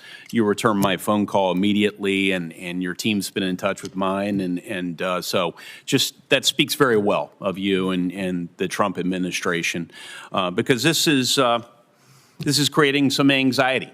This current tariff posture among some of my constituents. On balance, I would say most of my constituents are supportive, and they recognize that some turbulence might be required in order to end up in a better spot and reset trade relations. I think one of the things I'm hearing from constituents back home is that trade retaliation doesn't fall on everyone evenly. It has a different impact on a New York tech firm than it might have on a Hoosier soybean farmer. And I hope that's something that's being factored into your analysis as you think about how foreign countermeasures could impact the American economy generally, and then in terms of particular sectors and parts of the country. So unpacking those trade-offs for the American people, I think is going to be very important moving forward. In Indiana, rural communities and export-driven manufacturers oftentimes feel the consequences, and they feel the consequences first. So, Ambassador Greer, is USTR actively mapping out which sectors and regions are going to bear the brunt of certain retaliatory measures and thinking about contingency plans? So, Senator, thank you for your concern. And I know this is something that we all watch. I watch it very closely. The president watches it. Whenever there's any kind of announcement of proposed retaliation, we look at it very closely. We look at the tariff lines. We look at what might get hit. The good news so far is that most countries have said they're not going to retaliate on this and that they would like to seek to talk to us first, find out more about the program, what they can do to meet our goals, which, as you know, we're dealing with an emergency in terms of manufacturing and our trade deficit. And so that is what most countries have chosen to do. My sense is that if there are some countries that choose to retaliate regardless of our need to address this emergency, our hope and expectation is that countries will do what they've said, which is bring down their tariffs and non-tariff barriers to provide better markets and alternative locations. Well, as I communicate some of the impacts in my state to your office, and as I know you and your team review this, I hope you will you'll keep those considerations in mind as you develop your negotiating priorities. Yes, we certainly will, and look forward to continued collaboration with you. You know, in other areas of federal policy, we have clear metrics or criteria to measure success. We do it in social policy. We do it with respect to education policy, test scores. We do it in defense policy. We try and measure readiness and through various metrics. But in trade policy, especially tariffs, we seem to lack a clear set of metrics and a feedback loop. Does USTR have a formal process to evaluate whether these tariffs are actually achieving their goals, whether that's reshoring or market access or reciprocity, some metrics associated with that? I'll let you speak to that, sir. Senator, as we've stated, the underlying basis for this action is the national emergency arising from the trade deficit. President Biden left us with a historically high $1.2 trillion trade deficit, which we understand and know to be driven, at least in large part, by non-reciprocity. And so when we're looking at whether that emergency is abating or being affected, is we're looking at outcomes. Certainly, if other countries are bringing down their tariffs and their non-tariff barriers, that's a good indicator. That's the right direction. We also want to make sure that the trade deficit is going in the right direction. And that means two things. It means we have better access and we can export more to these other markets, but it also means that they're not using us as a dumping ground for their overproduction or their subsidized products. And so it goes both ways. And so it's a country by country analysis. We're looking at it case by case. They come in and talk to us on a country-specific basis where we can articulate to them what their trade barriers are, right? I've got this big book with all the trade barriers, what their non-reciprocal tariff rates are, and what we expect in terms of fair trade. Well, thank you. I'm already over time. It's amazing how quickly we go through this, which is why I really appreciate that direct line to you and your team. I should also mention that we heard from Secretary Bessent to discuss tariffs the other day as well. We'll be in touch. We want to work with you on critical minerals policy, on digital trade policy, and many other areas that I know are your priorities as well, and President Trump's priorities. And thank you for your ongoing efforts to bring more clarity to the markets and to our businesses and farmers so that we know exactly what lies ahead. Thank you. Senator Johnson. Thank you, Mr. Ranking Member. Mr. Ambassador, welcome. So you're hearing a fair amount of agreement from the Finance Committee here. First of all, I think there's agreement that we recognize that America's been very generous in opening up our markets. Our trading partners have taken advantage of us. We don't have fair trade. But I think you're also hearing that our constituents rely on trade, and they're going to be harmed by it. So I handed you 10 case studies, and by the way, for the 10 that were willing to go public, probably got another 50 that were concerned if they went public that they may not get the exclusions. Now, I'm somewhat disappointed to hear that exclusions of some of these things are being ruled out at this point in time. They're very specific situations that I think you ought to consider exclusions for, because I don't often agree with the members on the other side of the aisle, but in many cases here today, particularly when they're expressing concern about small businesses in their states, I'm hoping you're and I hope you and the President are very sensitive about companies potentially going bankrupt by these actions. Again, we want fair trade, but I hope you recognize, tariffs are double-edged sword. I would argue a somewhat blunt instrument. A question I have for you, there's no doubt that we have offshored some very crucial products, pharmaceuticals, high-end semiconductors, rare earth minerals. Do you have a list of what those products are that we must, in some way, shape, or form, reshore? Thank you, Senator, and I appreciate the communication we've had, and I've received your letters, and we'll take a close look at those to make sure we're incorporating feedback as we develop the policy. You'll note in the action we took last week, there were certain sectors that we excluded from the tariff action because we think they need their own investigation and consideration, whether it comes to tariffs or other actions. This includes semiconductors, it includes pharmaceuticals, like you're talking about, certain metals like copper, and also critical minerals. These are areas where we have to reshore.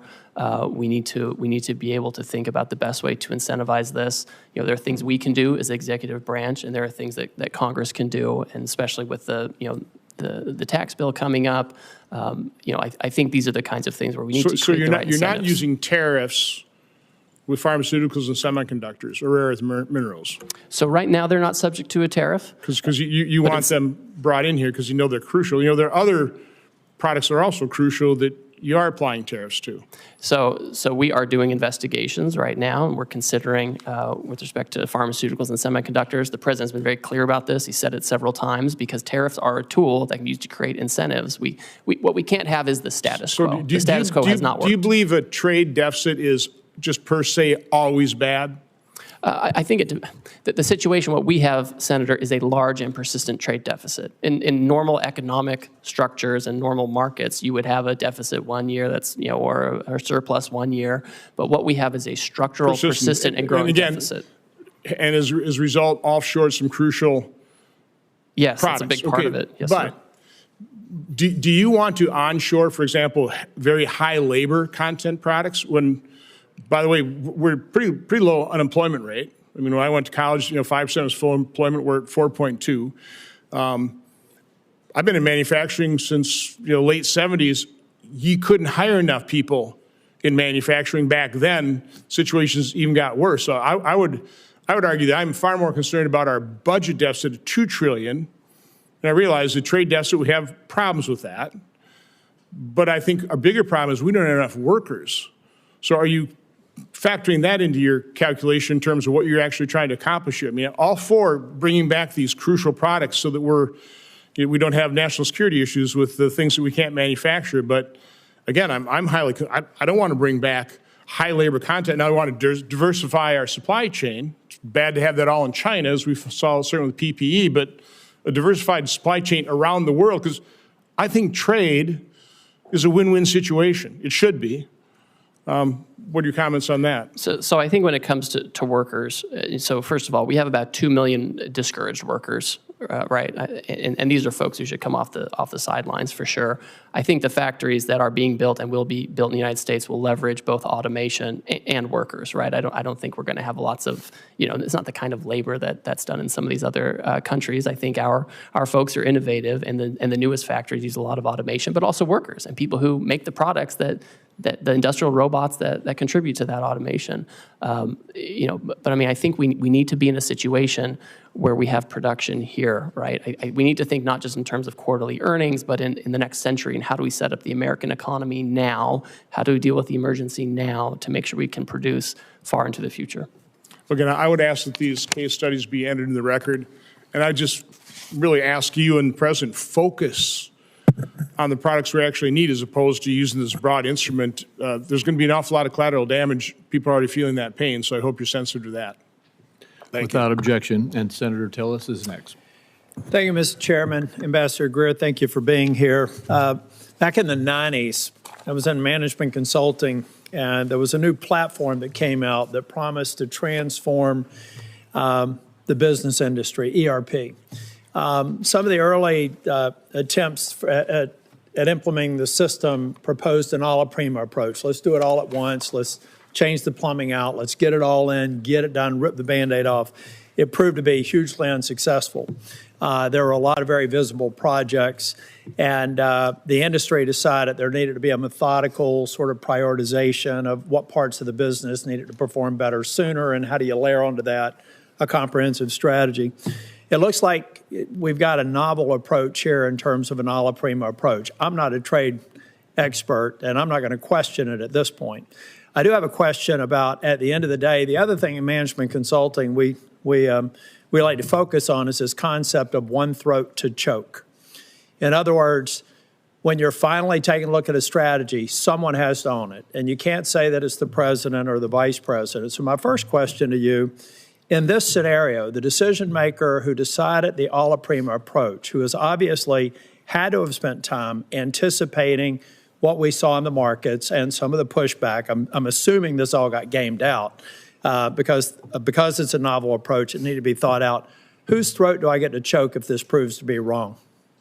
Well, Senator, you can certainly always talk to me, but are you at the tip of the spear? Well, I'm at the tip of the spear, certainly. Did you propose the a la prima approach? So first of all, I would push back, Senator, just a little bit on this. For now, we've excluded pharmaceuticals and semiconductors to take a different kind of approach. So let's get and to we've another excluded question. USMCA. Section 232 and 301, we know particularly Section 232 is still on aluminum. Section 301 is Chinese imports, where there's no other provider. I overheard you say that maybe, or I thought I heard you say in response to another question, that for the near term there won't be any exclusions. Is that true of China, where they have said the U.S. is unilaterally bullying and completely groundless and they're going to fight to the end?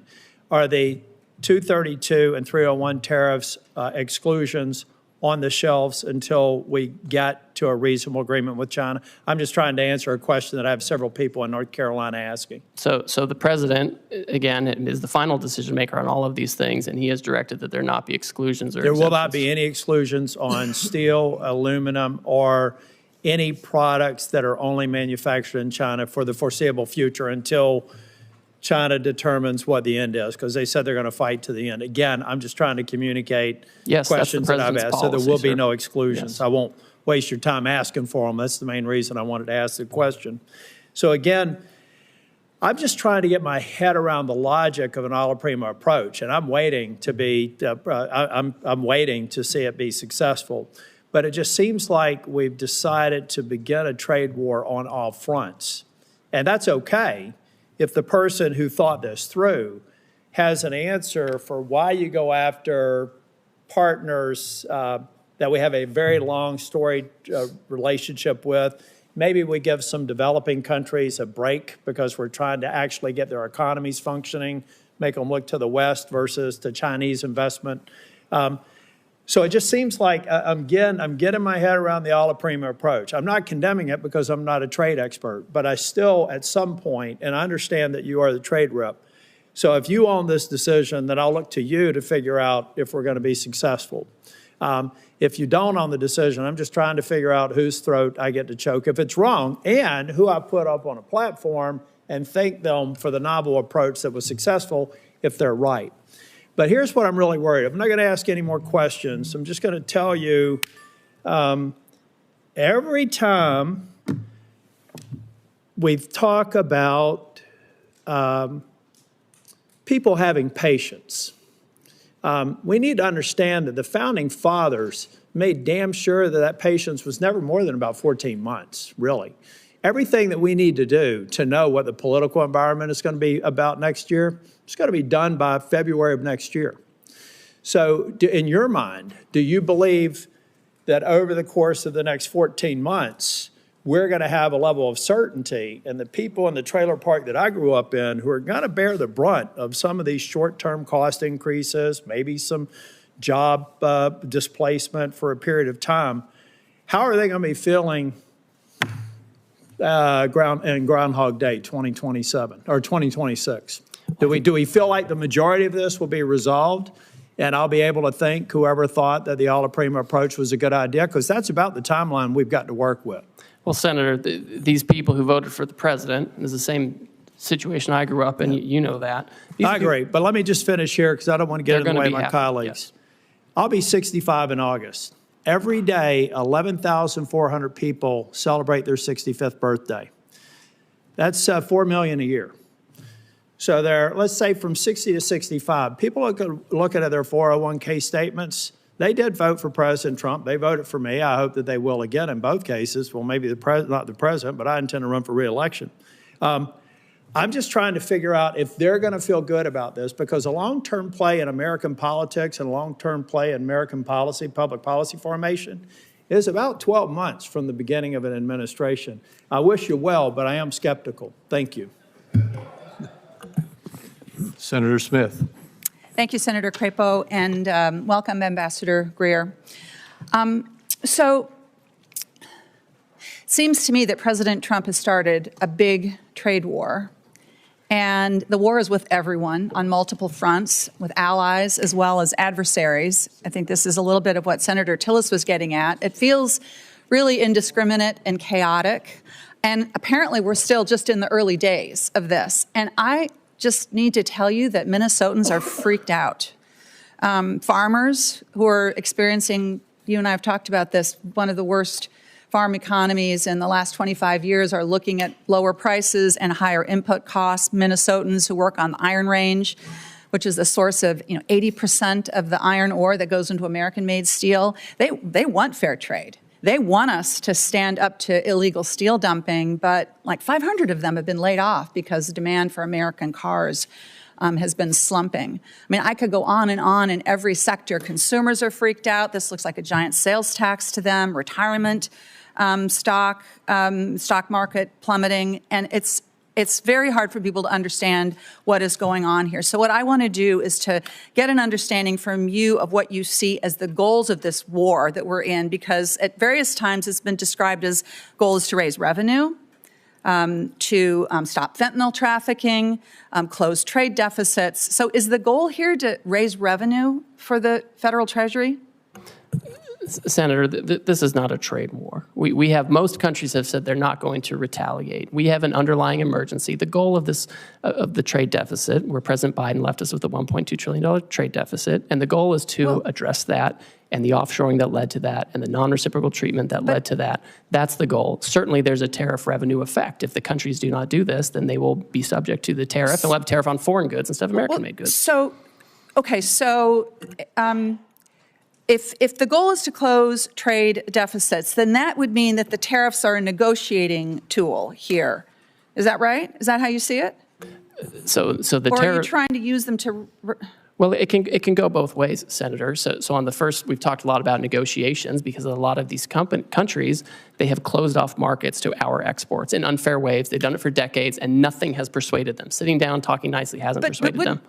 But if you were trying to, so I'm all for fair trade, and I'm all for the idea that if somebody is not trading fairly with us, if they're not giving us fair markets, then we need to have a strategy to go after that. But yet this is a blanket approach. It's an across-the-board approach, which is going to contribute to raising costs, and that's why it just feels, I think, so chaotic to people. Well, the trade deficit is a global issue, so you can't if you're trying to get the trade deficit, you can't just pick one or two countries and say we're going to do this and become Swiss cheese like that. That would not be coherent. What's coherent is a global approach to what's a global issue, to take these countries country by country, figure out how we can address our trade deficit with them and address trade market barriers with them, and that's the right approach, and that's what's happening. That's what the president's directed. But I mean, as Senator Warner was pointing out, I guess it's a floor, you could call it, a 10% tariff, even with countries where we have a trade surplus. And by the way, this formula that the administration used to assign this so-called reciprocal tariff it just seems so arbitrary. I mean, where did that formula come from? It's straightforward and it's common sense. It came from White House economists, and they proposed that looking at a country's trade deficit is a good approximation of the net effect of the unfairness, of the higher tariff rates, the higher trade barriers, the unfair trade practices, the dumping, the subsidies, all of that. And that's how you can capture that. Well, so would you adapt that because it's based on 1 year, and of course, trade surpluses, deficits can vary quite a bit from year to year. Would your plan be to change it if you get new yearly data? And then that would suggest, I guess, that the tariffs would be in place for a long time. Well, we need to assess. Again, I think it becomes country by country. We have the baseline 10% to make sure there's no arbitraging of different jurisdictions. And all these countries that are subject to the highest rates, most of them have already come to talk to us about how to get it down. I mean, we have to take this step by step. We have to take it country by country to address these issues. The status quo just won't work anymore, and we can't do it piecemeal. I'm not arguing for the status quo, Ambassador. I'm not arguing for the status quo, but I am questioning the rationality of this policy that is it's so chaotic, and it seems so arbitrary. It seems so internally inconsistent because, for example, if your goal is to onshore manufacturing, something that I think many of us on this side of the dais believe strongly that we need to be making things in this country again, but then that would suggest that these tariffs need to be in place for a very long time because what capital wants is consistency and stability and predictability. Yet at the same time, the administration seems to be arguing that we would be, waiving some of these tariffs if we could somehow magically negotiate, 50 new trade agreements with 50 different countries. I know my time is up here. I wanted to ask you a question about trade adjustment assistance, which I will follow up as a question for the record. Again, I think that my constituents are freaking out here, and I understand why. Thank you. Senator Lujan. Thank you, Mr. Chairman. Thanks for holding this hearing. Now, Mr. Greer, it's been less than a week since President Trump started this, what I'll describe as a reckless tariff war. It certainly feels that way. Families are seeing higher costs. Businesses across the country are hurting, and we've seen one of the worst drops in the stock market in over 35 years. Do you believe that there's currently higher costs a week after the president put these tariffs into place? Senator, we haven't yet seen how those costs are going to be allocated between the foreign producers and their importers here. We haven't seen the data on that yet. Do you believe businesses are hurting a week after President Trump put these tariffs into place? I've heard from a lot of businesses. Some of them are excited about the prospects. Some are concerned because they're import dependent instead of U.S. product dependent. So I know there are varying views on this. Let me ask this question, because this one's based completely on fact, on something I think you look at every day. You probably have some of these numbers in your phone that I'm guessing might be in your pocket. Have we seen one of the worst drops in the stock market in over 35 years? We've certainly seen volatility. Have we seen one of the worst drops in the stock market in over 35 years? I think, and Senator Warner talked about this. We'll move on. If you don't want. Well, I know everyone's concerned about Wall Street, and I'm just concerned about Main Street and getting these jobs back, Okay, let's talk about Main Street, Mr. Greer. Last time you were here, I asked if President Trump's trade war would hurt New Mexico businesses and families. You dodged my question. You told me, quote, I can't guarantee economic outcomes. When I pressed you, you told me that you want me to, quote, you asked me to, quote, hear from me on what the impacts of these tariffs are. Well, Mr. Greer, I'm here to tell you today New Mexicans are hurting. I understand why you would not guarantee that New Mexicans wouldn't be hurt, because you probably knew what I thought then that we now see today, that this is hurting people back home. Now, I want to ask you the same question again. Yes or no, will President Trump's tariffs harm New Mexican businesses and families? Senator, I just don't think they will. Right now, you have duty-free trade with Canada and Mexico, where they comply with the rules, where they have U.S., Mexican, and American content. I mean, this is designed, and I would hope that being a border state, this is something that you find valuable, and that's what we're trying to do. We're trying to incentivize production in the United States. We want North America to be competitive, and this is. We can't have the status quo. We have to have a situation where we have manufacturing here, where we have foreign market access for our producers, and we want New Mexico families and companies and communities to prosper. Mr. Greer, do you agree with President Trump that families are going to have to feel a little pain? I'm not going to speak for the president. I didn't ask for you to speak for him. I know none of you have the courage to stand up to him. What I'm asking you, Mr. Greer, is do you agree with what the president said about these tariffs, in that people are going to have to feel a little pain? That's my question. If we have companies that feel pain because they're adjusting their supply chains, have more American product made by American workers, that's an adjustment we have to make to prepare for the future. We can't keep doing the same thing we always did. And if companies are having trouble adjusting their supply chains, which I'm very sensitive to, this is something that we have to deal with. We can't do nothing for 4 years like we saw under Biden, where there was just nothing going on trade. Let me ask the question a little differently. Yes or no? Do you agree with President Trump when he said families are going to have to feel a little pain? Of course, I agree with the president. Thank you very much. But I expect that the jobs we see for manufacturing is going to far I'm short outweigh on time, anything. sir. So Yes, look, sir. economists are predicting that Trump's trade war is going to cost American families about $4,000 per year. I disagree with your assessment now, and agreeing with Donald Trump that families should feel pain. When I asked you about the economic impact to families back home, you said, no, they're going to do great. Things are going to be wonderful. New Mexico should be appreciative of all these things. I guess pain is the kind of relief that you believe that families should be going through. I mean, it is what it is. As I've been saying to my colleagues here, I understand the outcome of this last election. Donald Trump is now the president of the United States. He won the election. My Republican colleagues in the Senate won the election. They control the votes in this chamber. They control the votes in the House. That's why we're seeing these budget resolutions. All I'm saying is own up to what you want to do. You want to do it. Just be honest with the American people about what's going on. I appreciate the time today, Mr. Chairman. I yield back. The same economists who are crying out now were the ones who said we were going to crash the economy, and Trump won.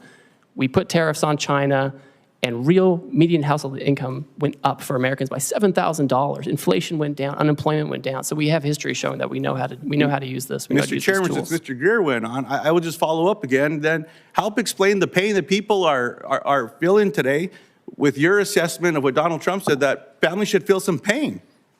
That's all okay with you all?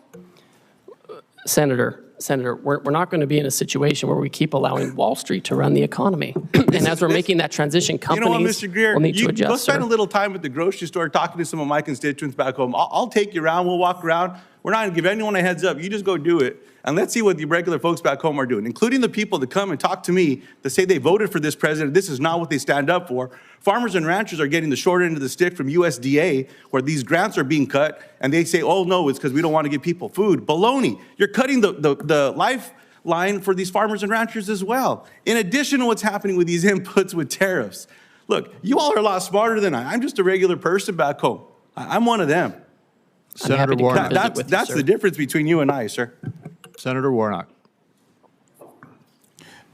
Thank you very much, Brother Chair. Since President Trump announced his tariffs last week, the stock market has dropped more than 10%. We've talked about that.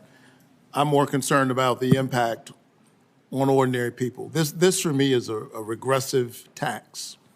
It's a tax on families who are already dealing with increasing costs and are trying to figure out how to make their lives work. I heard you say Mr. Greer, that you don't think this is that we're in a trade war. And I respect your expertise on trade, but tomorrow the Trump administration will implement its reciprocal tariffs, which means businesses and families have had less than 1 week to plan for the largest tax increase in more than 50 years. So we are escalating. And so we can go back and forth about whether we think it's a trade war. I'm focused on how this is impacting families. Normally when tariffs are being discussed, businesses and industries have time to plan. And the government often provides an orderly and clear process for American companies to apply for exclusions from tariffs when it's not possible for them to sell a product without importing parts or all of it because no one manufactures it here. We all know uncertainty is the worst thing for business. I'm hearing this from farmers. I'm hearing it from folks in the manufacturing sector. So I hope we can provide some certainty. What should a multinational retailer do about their products made only overseas or that contain parts only made overseas? We're seeing this in our automotive sector in Georgia. Should they just raise their prices on families to account for the new tax? Or is there a process for that company to reach out to the White House for an exclusion? So Senator Warnock, the Section 232 on autos is a Commerce Department action. One thing they've done is they have said that they would be willing to give some kind of a credit for U.S. content in parts and components, and they can approach the Commerce Department about this. It's not a decision I'm making, but I know that this is one alternative. I'm mindful, when I hear this, obviously we're sensitive to these dynamics, but it just reminds me that we lost 5 million manufacturing jobs over the last 20 years, and that's part of the reason why we're in this situation now, and we just have to bring those back. So it's important to bring them back now before the situation gets worse. But the question is, what do they do? Do they pass that price on to consumers? Well, what we've seen is Ford and GM, for example, have announced actually that they're giving discounts. That was the big news last week. Last Thursday, they'd be giving discounts going forward. These companies often are going to figure out how they allocate costs among themselves, and it rarely gets down to the consumer in one-for-one basis. So the company might figure it out, I think, well, they can approach the Commerce Department to talk about the credits. Let me go smaller. Last week, my office met with Angela Hawkins. She's the founder of Bamboo, a small business in Atlanta that sells bamboo-based sleepwear and sheets, particularly for people with severe and sensitive skin allergies like her husband. Angela's products are made overseas because you can't really find bamboo fabric made in the United States. What should Angela do? Pay the new tax, raise her prices, and risk losing customers? Or is there a process for her to apply for an exclusion from the Trump White House? So, Senator, the president has said that in connection with this action, he's not going to have exclusions or exemptions beyond what's in the program already for certain products. So she'll just have to figure it out. She'll have to work with her business partners and find about sourcing, and she'll have to either raise prices and risk customers. Basically, is the answer, right? Because she can't get bamboo here. It will depend on the tariff rate. Every country has a different rate, and some are much lower than others, and so they're she might even go out of business. Let's go even smaller. Early estimates show that President Trump's tariffs will increase the cost of goods by $3,800 for an average American household. Many critical baby goods like cribs and baby gates are produced abroad or made or have foreign-made components. I went through this not long ago as a parent of young children. For an expecting family in Augusta, Georgia, who may now see a 50% price increase for that stroller or car seat, what is the process for that family to apply for a White House exclusion? I guess if the business owner can't get one, they can't get one either, correct? So there's not an exclusion process. That's right. So they would just bear the cost. Well, I think the studies you're talking about, the economists, they got it wrong in Trump 1. They said there was going to be inflation because of tariffs, and it went down. So when I hear them now saying the same thing, I just don't trust what they're saying. And that's, the fact of history shows that it's not a one-to-one. The highest inflation we ever saw was under Biden for housing and education and healthcare and all of these things. And it was, and I don't know where everybody was then when that was skyrocketing by 20%. What if their child is potassium deficient and now bananas are more expensive? Last I checked, we don't have the climate to grow bananas in the United States, who should that family reach out to the White House for an exclusion for that price hike on those bananas? Well, again, as we've discussed, there's not an exclusion process. I think we've waited too long with the status quo. I know people want the status quo. They want the trading system that Wall Street likes, but we can't have it anymore. So here you and I agree. Nobody wants the status quo.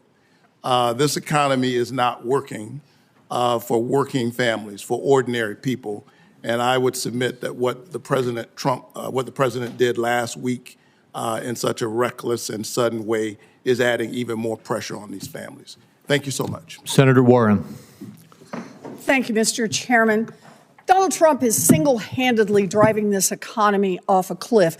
With no evidence to back him up, he's claimed emergency authorities to slap new tariffs on nearly every product we import from nearly every country. But Congress has the power to reverse these tariffs, and we should do so immediately. Tariffs can be a tool to help build things in America, but Trump has slapped tariffs on, then off again with no rhyme or reason, and the uncertainty about the long-term rules makes companies far less likely to invest in manufacturing or jobs here in the United States.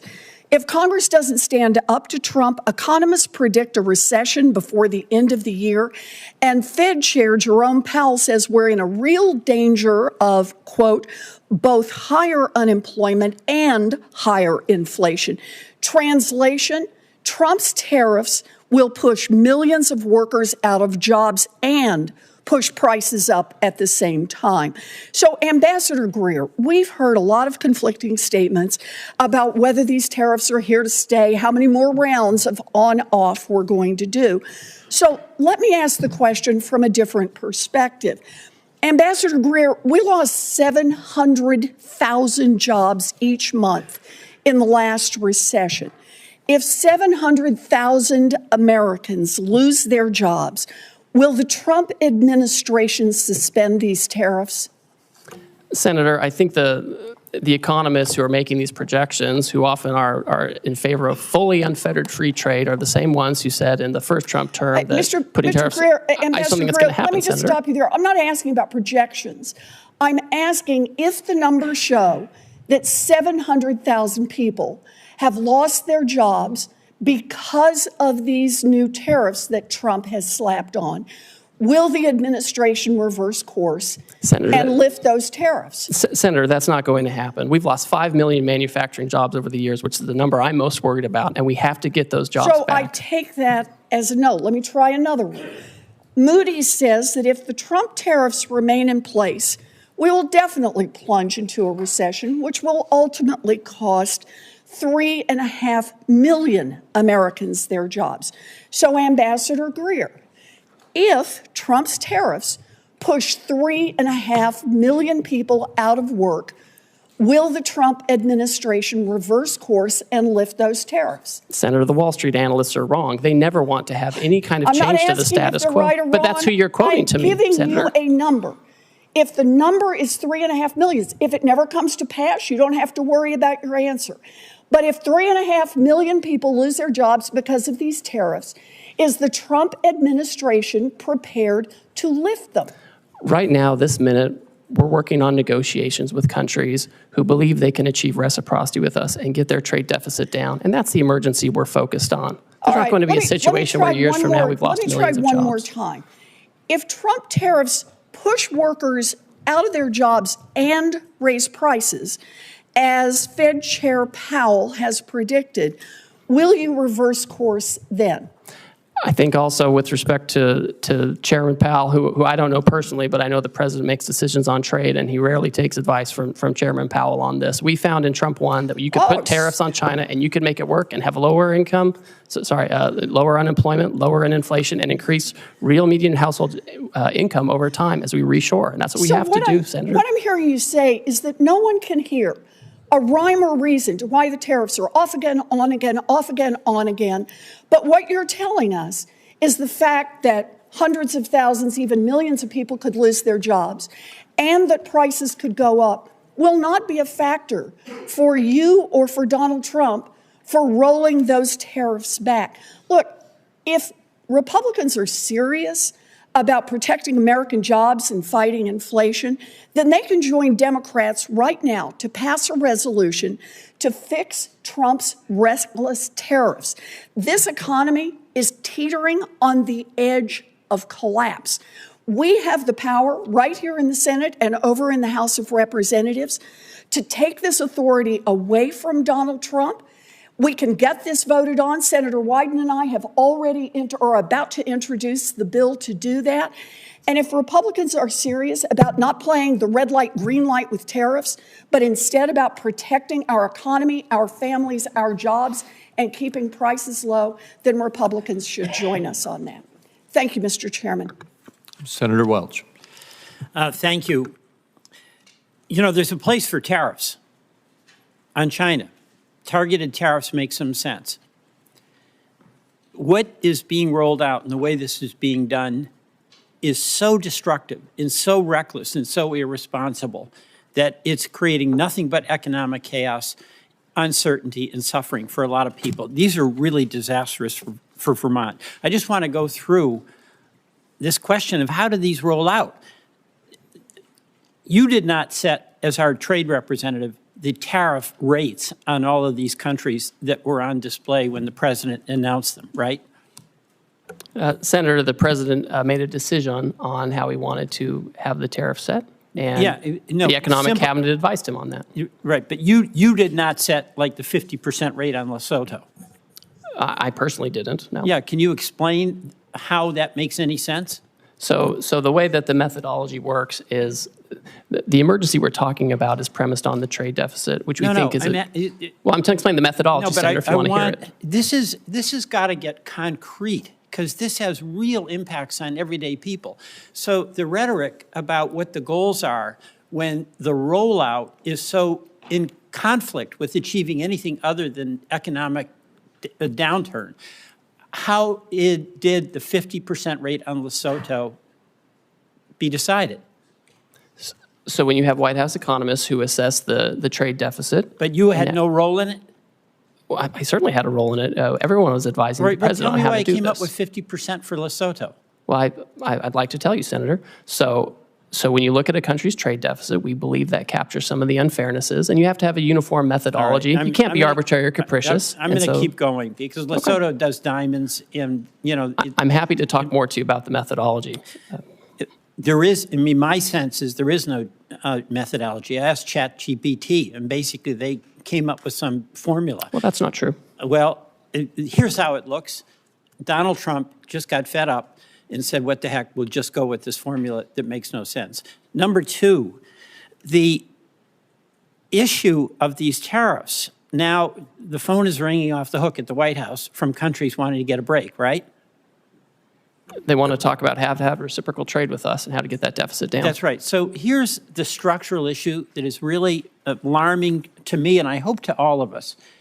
We are using these tariffs, or the president is using these tariffs, from going from an economy that's based on competition to one that's based on access.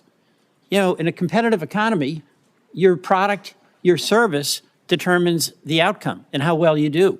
In an access economy, it's who's got Donald Trump's number, who's got your number, who's got Lutnick's number, and you call up and you get a break. That's an access economy. Is this going to be the arbitrary authority of the president to decide, yes, we'll cut the Vietnam tariff, and no, we'll sustain the tariff on Lesotho? The way this works, Senator, is we have longstanding relationships with trade officials in these foreign countries, and they work with our staff, our career staff, and they develop, if someone comes to us with an offer, we review it, we analyze it, and we present it to the president. They're calling the president. I mean, you've got Donald Trump as president basically picking and choosing winners and losers, and who knows on what basis. That's not a trade regime that anybody can count on. That's something they can game if they know you, they know Lutnick, they know Donald Trump. You know, that I think was what Senator Warnock was asking about.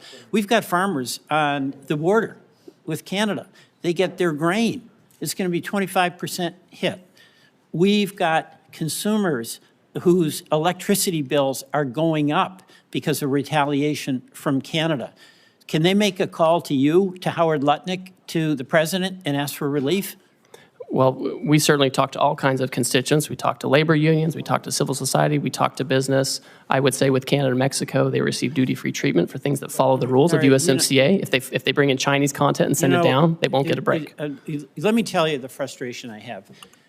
There is a place for targeted tariffs to help us and also to push back on unfair trade practices. I support that. That's not what this is.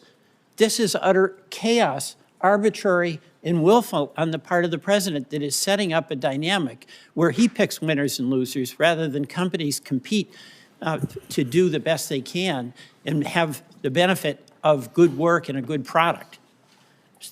Mr. Chairman, I yield back. Thank you. Senator Barrasso. Thank you, Mr. Chairman. Well, appreciate you being here to answer questions. Look, I'm concerned from Wyoming and for workers across the country. I'm worried that foreign competitors continue to use unfair trade practices against the United States, against our workers, against our producers. These practices threaten our economic security, our prosperity. We want a safe and prosperous nation. Workers in my home state and across the country are paying the price. So can you just talk a little bit about how you determine if foreign trade and economic practices constitute an emergency for our country? And I just heard our previous speaker talk about asking ChatGPT. I'm not going to do that. I'm going to ask you, how is it that we determine if foreign trade and economic practices constitute an emergency for our country? Thank you, Senator. In the first instance, when the president declares an emergency, he has to consider where there is, the conditions that may impact national and economic security. And so for him, he took a look at our trade deficit, which was the largest in human history under President Biden, 1.2 trillion. And we looked at what the effect of that was, and it includes loss of 5 million manufacturing jobs, loss of 90,000 factories, loss of competitiveness with China in advanced technology. And then we looked at what are some of the causes of the trade deficit. And certainly there's currency manipulation, there's other currency factors, but also non-reciprocity in trade, barriers overseas, whether tariffs or non-tariff barriers that keep us out, unfair trading practices like dumping and other things that push things into our market, or subsidies, or state-directed economies. And so those are the things we look at. And then when you move to the countries, obviously it's common sense to have a baseline to make sure there's no cheating and that we can get at the deficit broadly based, and then to have a higher rate for those who have who pose the biggest challenges in terms of the trade deficit and unfair practices. Thanks. Could I ask you about nuclear fuel? And, for decades, America led the world in uranium production. Today, there's virtually no commercial enrichment capacity. We're dangerously dependent on imports from other countries. Congress took a strong stand by banning Russian uranium imports. We're now seeing a troubling shift with increased uranium imports coming from China. And we think it's the uranium from Russia going to China, which they then sell to the United States. So we've simply replaced one adversary with another. This poses to me a serious threat to our national security, to our energy independence. Wyoming has the resources and the workforce to revive American uranium production. But what we know is that subsidized foreign uranium from China and from Russia threatens to undermine our domestic industry. Well, you're going to support efforts to end uranium imports from China as we continue to try to build our U.S. nuclear supply. Senator, I'm happy to talk to you about that and the best way to implement that kind of action. Great. Market access for Wyoming beef. Our ranchers are seeing what you recently did, what the president has recently done, and say it's about time. I know you heard a lot about market access today. Just specifically discuss market access for American beef. It's our #1 cash crop in Wyoming. Our ranchers produce some of the highest quality beef in the world, yet our beef faces significant barriers in key foreign markets. So I do appreciate your office's efforts to document the numerous barriers that unfairly block American beef exports. For example, Thailand imposes a 50% tariff on American beef. The European Union's numerous, quote, Green Deal restrictions limit market opportunities for our ranchers. Australia's barriers prevent the sale of a safe, high-quality American beef. They've sold $29 billion into our country. We can't sell a hamburger there. So Wyoming beef producers have felt the direct impact of these unfair trade practices, and I say it's our #1 cash crop. What steps do you see being taken now to open new markets and ensure fair access for our beef around the world where we've been blocked? So, Senator, as everyone knows, we have a lot of countries coming to talk to us right now who want to have more reciprocal trade, get their trade deficit down. And obviously part of that is making sure we have access for products like beef, making sure we're exporting products like beef. I've talked to the Australians about this issue. It's always surprising because they're a great partner for us globally. This is a big issue with them. Southeast Asia as well. These are things that are on our list when people come to talk to us. It's something we've recorded for years, and we expect countries to change this. Great, thank you. In terms of critical minerals, we sit on vast deposits of critical minerals in Wyoming, essential for our national security. Our state has significant reserves of rare earth elements. Are there some trade initiatives that you're taking right now that are going to pursue to counter China's dominance in the critical minerals world, both in terms of production as well as refinement? Yes, well, I know, for example, this is at the Commerce Department, but I know they're considering whether they need to take some kind of an action and looking into potential Section 232 investigation of critical minerals to know, how we can get that here, how we can get processing here in our near abroad, how to make sure we're not dependent on China for those things. Thank you, Mr. Chairman. Senator Blackburn. Thank you, Mr. Chairman, and thank you for being here today. I know you have had a busy week, and we appreciate that and appreciate what the President is trying to do for the broader economy. And, of course, it is encouraging to hear that we have 70 countries that are coming in to negotiate tariffs and some of those non-tariff barriers that have existed. So we're grateful for all that work. I do want to ask you about some of the foreign governments using bogus environmental regulations to really sideline American businesses. And the EU's new deforestation regulation is a great example of this, imposing excessive reporting requirements that would shut out Tennessee pulp and paper producers from foreign markets. And also, we're seeing some of these foreign governments actually seize U.S. assets under false pretenses. And last year we had a company, Vulcan Materials, which declined to sell its Mexican port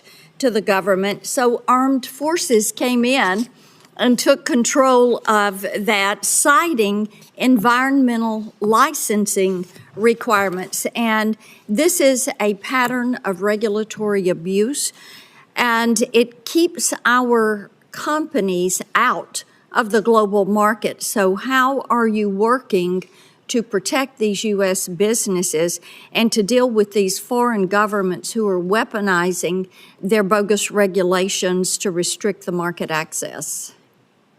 Well, Senator, I always find it troubling when countries use these kind of measures as a protectionist measure. Our companies, whether they're making here and exporting or going elsewhere to produce in other countries, are always the cleanest and most responsible, always. And we should always have the best treatment under those kinds of regimes. So with respect to the two examples you noted on the Vulcan issue, I've raised this personally with Mexican trade officials. And with respect to the EU forestry regulation, my understanding is right now it's a little bit on pause while they themselves look at it and take a second look. And I talk to my counterparts in Europe frequently, and this is something where I want to make sure that they're treating us appropriately under this law, not discriminating against us. That's wonderful. If I could get in writing from you an update on the Vulcan port issue, that would be helpful also. We're happy to do that, Senator. Thank you. I want to talk about digital trade because President Trump really has shown great leadership when it comes to digital trade. And that was a part of the negotiations on the USMCA. And it really gave us a very robust and ambitious digital trade chapter. And the provisions, including cross-border data flows and data localization, are critical to facilitating strategic U.S. initiatives across a broad range of industries. And we have an opportunity now to build on this digital chapter. So, and I think that could really pave a way to add other provisions on critical issues such as AI, such as quantum computing that we are dealing with. So how could you use this digital trade chapter that we have in the USMCA to expand that globally as we look at negotiating new trade agreements? Well, I think it's important to understand that our companies, our digital trade companies, are the most competitive in the world. They're the most effective in the world. And what we don't want is a situation where they are retaliated against or they're discriminated against such that their Chinese competitors actually take up market share. I mean, that would be a disastrous situation. And so as countries come to us and want to talk about how to have more reciprocal trade or better trade actions, I would expect that we want to make sure that they're not discriminating against our technology companies. And we want to have, we want to make sure we have a level playing field so we can have the appropriate market access that we want, and whether we do that in formal trade agreements or just in commitments from these other countries. Well, and as you know, digital trade is important to Tennessee. Yes, ma'am. So we're looking forward to that. Non-tariff barriers are something that get mentioned quite a bit as we are talking to companies. I know Vietnam has several non-tariff barriers, and we've seen this in the USTR's National Trade Estimate report. And we had a record high deficit with Vietnam in 2024. And in part, that's because Chinese companies are using Vietnam to transship. So will you work to ensure that any possible deal with Vietnam, because I know they've been first to the table to try to negotiate for a zero tariff, but we want to make certain that whatever is done includes provisions that will not allow China to reap the benefits of working with and shipping through Vietnam. I agree with you 100%, Senator, whether it's Vietnam or others. If they think they're going to have some kind of different rate, it can't be one that gives preference to a third country like China, where they can just take advantage of it or use it to circumvent what we're trying to do. I agree with you 100% on this point. Well, thank you for that. Thank you, Mr. Chairman. Thank you, Senator Sanders. Thank you, Mr. Chairman. Mr. Greer, thanks for being here, and I enjoyed our conversation in the office last month. Let me begin by saying, as I suspect you know, that I am not a great fan of unfettered free trade. I helped lead the effort when I was in the House against NAFTA and against permanent normal trade relations with China. I will never forget a visit that I made to the Macadillo area in Mexico, where I saw brand new factories and literally Mexican workers living in cardboard boxes. And the result, of course, was the loss of hundreds of thousands of jobs, good-paying jobs in this country, transferring them to Mexico where people work for horrendous wages. That is the type of trade policy which I detest. But I want to move to an area to talk about the legal basis of what President Trump has done. President Trump said, Mr. Greer, that he had no choice in terms of Canada, and I live 50 miles away from the Canadian border.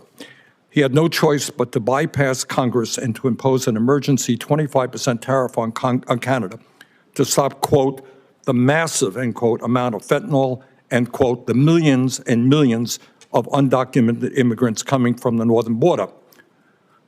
Unfortunately, that's a lie.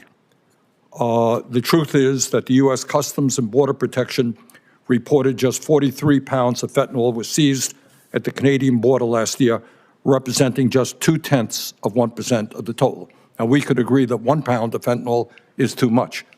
But if 0.2% constitutes an emergency, my guess is illegal drugs are coming in from every country in the world. And that gives the President of the United States incredible power to determine tariffs.